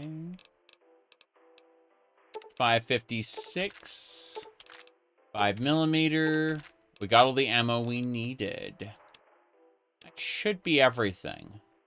I just need to see about selling things to him. Oh wait, recharger rifle. Let's buy one of those.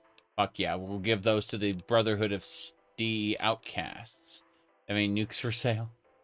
I'm pretty sure they've got a lot of things for sale that we probably...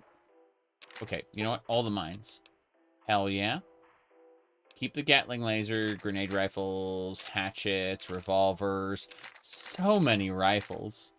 Grenade, the industrial hand knives, large nail boards. We keep all the lasers. All the lasers go to the Outcasts. Gonna be a big deal. But first things first. Gustavo is now paying us. We're giving him so much stuff.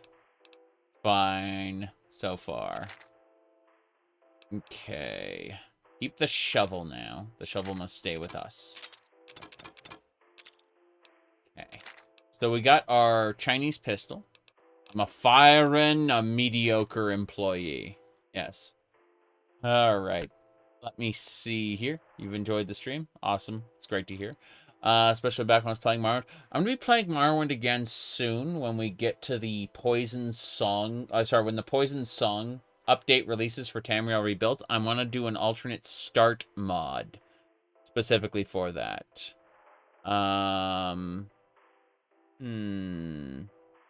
Yeah. Dr. Octagonopus, I'm glad you understand what I'm referencing. That's good. That's good.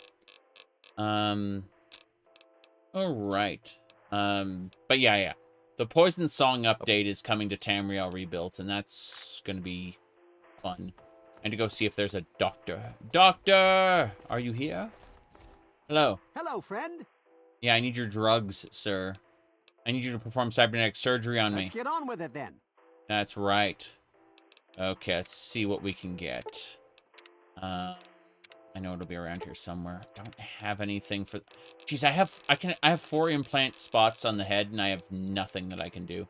Let me see. What do we got here? That's plus skills. Let's remove that. And in exchange, let's put a kinetic accelerator implant. Yes. That increases our run speed by 20%, further increasing our sprint speed. Yes. That is perfect. All right, anything else I need? What's this? Remove that. EMP generator, what's this? Okay. Portable EMP. Designed for infiltration, sabotage missions, highly effective against weaponry. What's this? In your hands. Portable EMP generator. Implanted EMP field generator. What do you got? What did you do? Doctor. Dr. Octa is the link it thinks you posted. It's funny. The bot is silly like that. It tries to, like, block links. Alright, so we got our EMP field.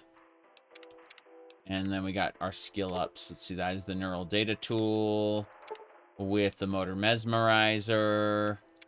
And then this is a hand stabilizer for, like, lock picking, pickpocketing, yeah, repair. And this EMP generator, so we can, in theory, disrupt things. It's got our artificial lungs. All right, that's only 696 caps. That's fine. Let's go for it. Yeah. I'm starving. Cool. Now I can run faster. Awesome. Aw, aren't you cute? Yes, I am. Thank you. All right.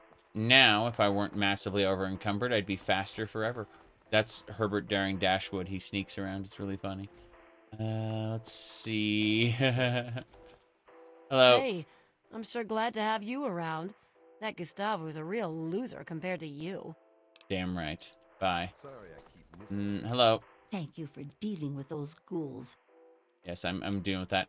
What do you have to eat? What are you in the mood? Okay. So what I need is sugar bombs. I need all your sugar bombs, your super stim packs, your regular stim packs. This is how I stay alive. I stay alive by continually grabbing everything and leaving behind nothing. So hunting rifles, the Ripper.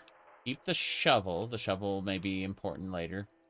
But, like, yeah, we're just trading this old lady a bunch of guns in exchange for her food and stim packs. It's really funny. Brahmin skin outfits. I don't care about that. I need the Raider helmet. Yeah, Raider armor. That's what I'm talking about. Enjoy your Raider armor, old lady. That's right. This is perfect. Yeah, keep the one regulator hat. Don't care about the rest. This should be fine. Yep. Okay. Enjoy your meal. That's my meal, all right. Sugar bombs. But more importantly, we gotta process things. We gotta put things away. We're fine. So, this is back in our room. We live here. Really wish I had more bobbleheads. These bobbleheads are unfortunate. What I mean by that is they're in new, interesting places. So, you know, good luck finding them. But we're working on it. We're working on it. We're, eventually we'll access the terminal, which will tell us where they are.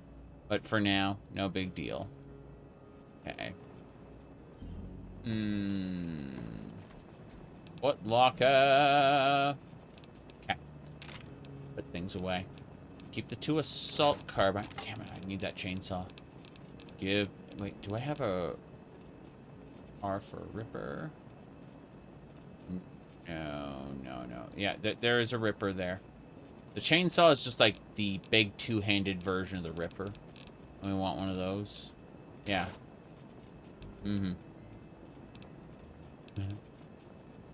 Okay. Gatling laser. We're still gonna double check to make sure we have, like, all the laser weapons. Laser pistol. Excellent. Anything else? We're gonna keep the recharger pistol. We're gonna everything else can go. Do we have a recharger rifle by chance? We're gonna keep one recharger rifle as well, because those are fun guns. You know, a fun gun. I'm gonna put away a few things really quick before we head on out. Like the mechanists, antagonizer stuff, Talon combat armor. Keep the Brotherhood of Steel stuff, but the regulator stuff goes away. We're putting things away right now. No big deal. Metal armor, metal helmet, I don't need any of that. Enclave stuff. Ho ho. Dr. Lasco's stuff got put away by accident. Pretty sure. Gonna have to grab that. Dr. Lasco. Where is it? There it is. Cool. That's everything.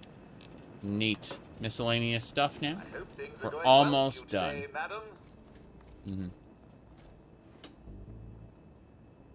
All right. Miscellaneous items. Actually, before we do anything else here, before we put anything away, let's check our workbench. So, auto-inject stim packs. I could make yeah, I'll make 14 of those. Aren't you cute? I am, thank you. Let's see. Whetstone weapon repair kits. 9 of those. Hell yeah. This is why we collect certain pieces of junk. Doctor's bags. I can make 1 of those. And break down the gas tank for scrap metal. Yes. Cool. Anything else? This should be able to break down... We can make a whetstone out of a paperweight. Fine, we'll do that. Put everything away. Yep. Okay. Now that we've done that... wait, let me check the long barrel on this. I'm curious if my, my gun can be upgraded. I'm using a 5.56. It's called a Marksman Carbine. I want to view the mods. Marksman Carbine Extended Mags. I don't have those. Damn. I'd love to have one. That'd be awesome, but that ain't happening. So instead, let's go to miscellaneous and finish putting away our stuff, and then we'll be able to head on out. We still have enough ammo that we don't really need to, like, create more at the moment. We will be crafting soon. Soon-ish. But in the meantime, Centaur blood, cherry bombs, cigarettes. 23 conductors. Jeez, that is a lot of carry capacity. No wonder we were massively over-encumbered. Empty bottles. We're going to keep all our empty bottles for now, because I'm about to go to the other room and turn them into water. But... for the moment, just making sure like all our tools and other things get put away properly. Milk bottles, handbrake, nanobatic weave, packs of cigarettes, pilot lights. How many pre-war books do we have? I'm wondering how many pre-war books we should be sending to the, what do you call it? Like, should we go back to the area near... it's not Tenpenny Tower. What is it called? I'm blanking on the place, the name with the thing and the stuff. Level 4 tread dampener. No, we don't need a tread dampener. We're fine. Wonder glue, wrenches. Good. We are no longer over encumbered. This is perfect. Rad scorpion. Rad scorpions are scary. Yeah, we're fine. I'd say we do this. We're gonna take a nap for 8 hours. We're then gonna go drink from the sink. Lest we be thirsty. We don't want to be thirsty. So what you do is you do this, and then no problem. Definitely high quality content. Anyway. As I was saying, we just finished drinking. No problem there. 69, that's nice. We get 69 clear waters out of all the bottles we have. Okay. Anything else we needed? Put Nuka-Colas. Grab some ice cold Nuka-Cola. We have 111 ice cold Nuka-Colas so far. That's funny. I'm gonna grab like 10 of them. And 9 is good. Okay. Yeah. I always call it high quality content. Anyway. Oh, shoot. Got Hold anything on. bloody for me? I didn't empty my followers' stuff. This is a problem. We're almost done, but I need to be extra careful. So, yeah, she's good. And Clover, I need, like, all of your stuff as well. You're always welcome to take whatever you want, lover. I just remembered, like, what allows me to fast travel after I'm over encumbered is, like, offloading everything to my followers. And then I just make the travel. But in the meantime, I'm like, oh no, I made a huge mistake. There's just like 100 pounds worth of stuff. Okay, first things first. Put everything away here, then we're ready to go. So, like, the dart gun. We're keeping the Gatling laser. Like, that. We're going directly to Fort Independence, and we're turning all this stuff in for ammunition. You know, your followers are pack mules too? Yes, yes. Absolutely. No question. Let me see. You gear them up with the best stuff? I understand that. Okay, I'm keeping the shovel now. But, an alcoholic because of the, Sujama Magica recharge for the, Astronaut sign? I hadn't thought about that. But you're right. Okay. So, we're keeping the Enclave power armor. This is gonna weigh down heavy on us. I think, ultimately, we're gonna give the power armor over back to her, just for our little trip. I hope things are going well for you today. But let me do one more check. Check. No, we're good. Zincs. Temporarily. By all means, boss. Temporarily take that power armor back. That way I can travel without fear. Good. So, we'll get going. Before we do, right here. Here is the spot to make our save. You bet. We can go. We're heading over to the Brotherhood of Steel Outcasts. They're all going to bed at 5:54 a.m. NPC placement in Bethesda games is always so funny. Anyway. Oh, wait. The doctor sleeps outside. I forgot, like, yeah, most of the people in Tenpenny, like, sleep in one of these cots outside. What is the doc? Oh, over here? Oh, they're just chatting. Fair enough. Okay. Well, here we go. Just a moment. Just a moment? Yeah. Okay, we're going. We're gonna go see the Outcasts. The Outcasts are going to teach us a little something. Give me a sec. For Independence, move it. Yeah. Okay. We're heading to the Outcasts. We're going to replace all of the ammunition. So we're looking at, what do you call it? 5, yeah, we have 1,200 shots of, armor piercing. Thank you. Holy crap. You don't have to do this. Anyway. So, my goodness, we got beef, carrots, potatoes in a stew broth. Yes. And then when the actual food is eaten and the broth is left, we have these biscuits that we dip inside the what do you call it? The broth. But the biscuits are not British biscuits. They are fluffy bread. Like they would probably call them cakes or something. Anyway, let me see. I'm gonna snipe. And kill that creature. Mm-hmm.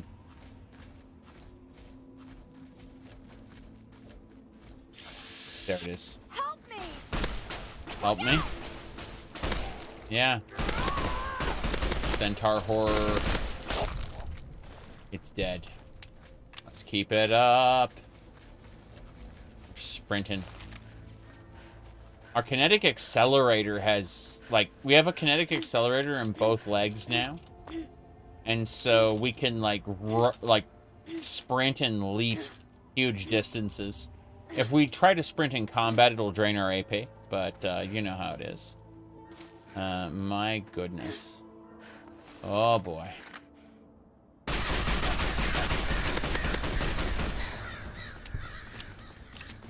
I remember banning someone from the chat for 24 hours for trying to tell me how to pronounce things from a British standpoint. I will forgive you for speaking British. I will not forgive you for trying to force me to speak your way. Always good to see you. Mm-hmm. What have you brought for us? Yes. Now then.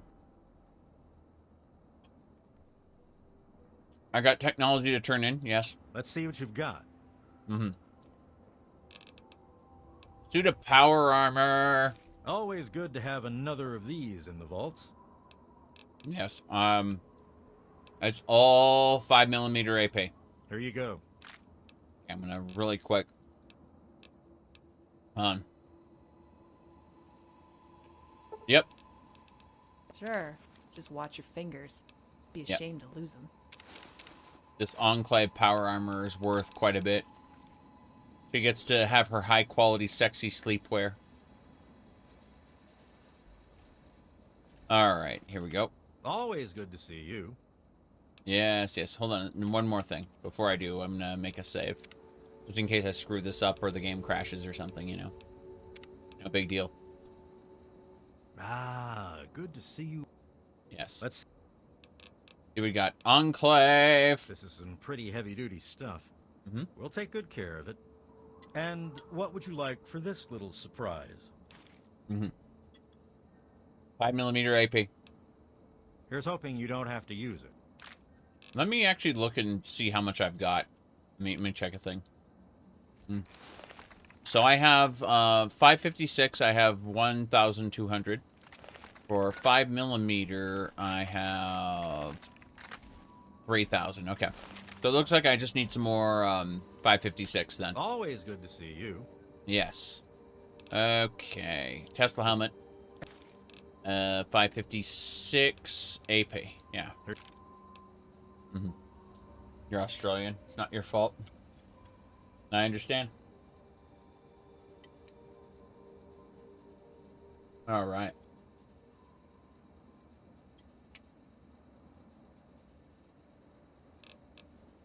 Australia's kind of scary. I mean, technically all major countries are scary because they don't have to respect their own laws necessarily. They can always create exceptions and shit. But Australia's extra scary because it doesn't have a Bill of Rights. Which means if they want to do some scary stuff, it's much easier for them to justify it.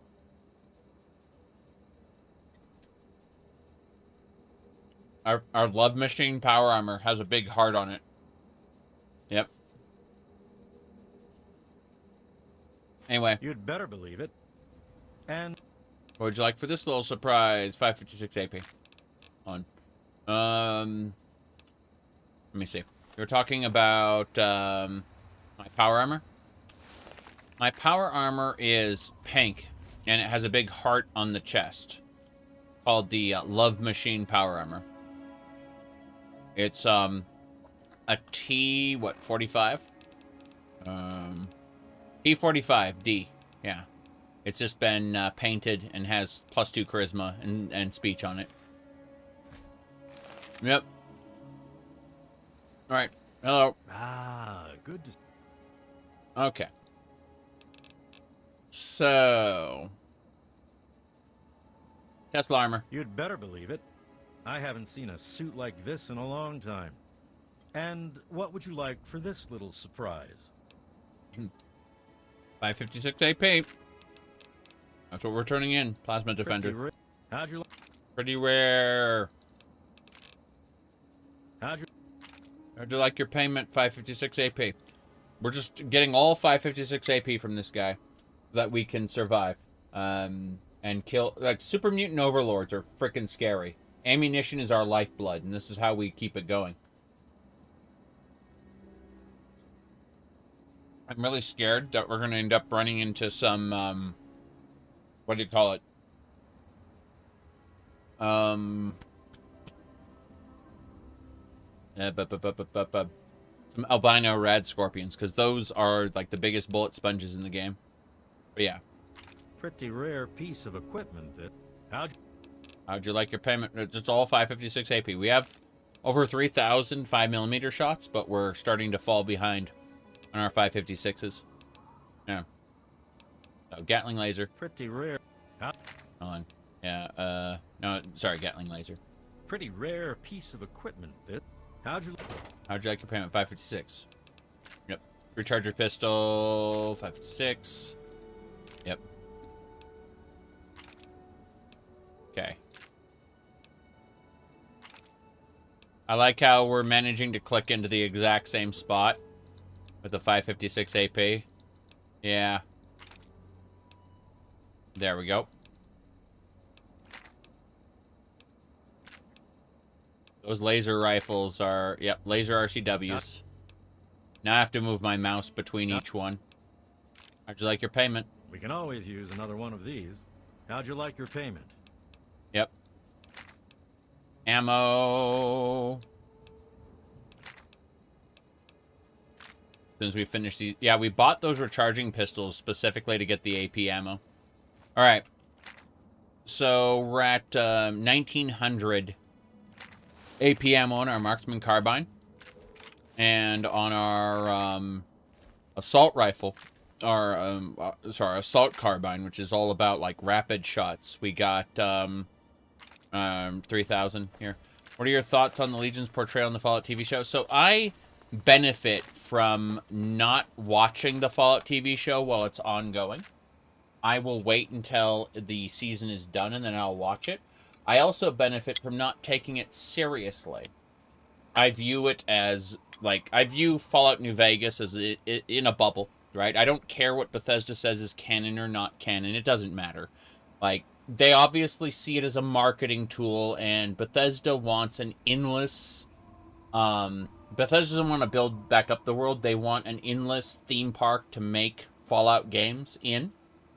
And they want those Fallout games to stay mostly the same, you know, like make the formula that works, so to speak. And so knowing that, I don't respect their storytelling. So when I watched the Fallout TV show, I watched season 1. I thought it was a fun, stupid American TV show in a sea of fun, stupid American TV shows, right? So in not respecting its storytelling and just watching it as, haha, funny thing, right? I don't feel betrayed in any way by, like, parts of it being bad. Because I expect it all to be bad, and when it ascends beyond that level, I'm enjoying it, you know? So, like, there are a lot of people out there who are getting angry over something I don't care about. I enjoyed Season 1 because I saw it as a stupid fun show. Not as a successor to Fallout 3 or New Vegas or whatever. Admittedly, Season 1 definitely fell into the Fallout 4, Fallout 76 kind of atmosphere. More Fallout 76. And I could see how they were managing their IP, right? It's not about good storytelling. It's about a fun little show to get people on board with Fallout 76. That's really what it's for. The big advertising campaign. Not about well thought out RPGs. You love Fallout 1 because it's awesome? Fallout 1 has the best atmosphere of every game in the franchise. How do you feel about a prequel? I mean, that's what Fallout 76 is. It takes place 20 years after the bombs fell. But it's so irrelevant. Now, I benefit from having watched Japanese cartoons back in the 90s that had like a TV series and an OVA series, right? And the TV series And the OVA series would use the same characters in the same world, but they'd have different storylines. They'd go in different directions. They'd be alternate timelines of one another. And then you'd read the manga and you'd find that there's a third path, right? And so understanding that, you got one path here, one path there, third path there. Like, you don't think of franchises as like one unbreakable continuity. You think of them as a bunch of split timelines, a bunch of what ifs. And if you've read enough comic books, you kind of start to understand that, right? Like, you see how these comic book series all kind of branch out and become their own, like, they will have, you know, like this continuity, that continuity. And yeah, they'll have a quote-unquote canon, but very often the writers of one, like, arc of the comic book series will forget some, or not look up information about the characters, so all of a sudden there'll be retcons, and, you know, you just kind of shrug and go, okay, well, I still prefer that earlier one, and that's it. That's Fallout New Vegas. I still prefer that earlier one, right? I mean, I like Fallout 4 and Fallout 76, but I think it's really important that people divest themselves from this idea that Bethesda games are like a living, breathing world. Bethesda games are a set of performance pieces put on for the player's benefit, and you really shouldn't take the world as anything bigger than that one game, because at the end of the day, the Cyrodiil that's in Oblivion is not the Cyrodiil that is portrayed through dialogue. The NPCs will tell you about their life in Cyrodiil, and it will be different from the Cyrodiil you see when you go to Oblivion, right? Elder Scrolls 4. These are different. These are completely different stories. Completely functionally different worlds in each game. Likewise, the Fallout TV show has no bearing on what you enjoyed in New Vegas. It's that simple. Anyway, I'm going to take these earbuds out. I'm actually kind of done. This has been really, really fun. I'm glad we did it. But my earbuds ran out of power, number one. Yes. Anyway, what we're going to do...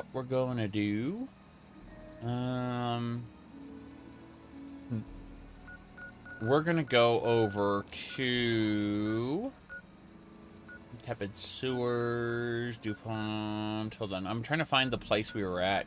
Friendship Heights. That's where we're going. Yeah, if it's fun, you'll play it. Exactly. That's why I really enjoyed Fallout 76, was because, like, it's Bethesda's best sandbox they ever made. Is the story kind of horrible? Yeah. Yeah, the story's kind of horrible. Does it matter? No. Because there's enjoyment to be had in the game itself. In my opinion. Alright, well, what we want to do before we go off, we're going to eat more Super Mutant. Take their rifles. Yes. Explore in the Wasteland with an occasional vault sounds fun. Yeah, yeah. That's what I'm saying. Not just vaults, either. Like, there's a lot to be had, I think. But, hold on a second. We're going to go down here. Cool. So we go down to this spot here. And we let everyone run up here. Come on, come on. Getting everyone in place. Alright. Zinx. So we're going to move her over there. Pushy, pushy, pushy, pushy. That's me. I'm pushy. Okay. There we go. Perfect. So we make a nice save there. And, yeah, yeah. And save there. Save there. Cool. Okay, we're set. The save is all set up. How long have we played? Okay, this playthrough is only 103 hours and 24 minutes. That's barely any time at all. This is like a practically brand new playthrough. But we're going to go ahead and call it quits for today. I'm going to take a short break, and I'll be back after I finish eating with Final Fantasy XIV. Because I've wanted to do some of the deep dungeons for a while. And I've got people who apparently would be up for this. Apparently. Supposedly. We'll find out. Either way, be back soon.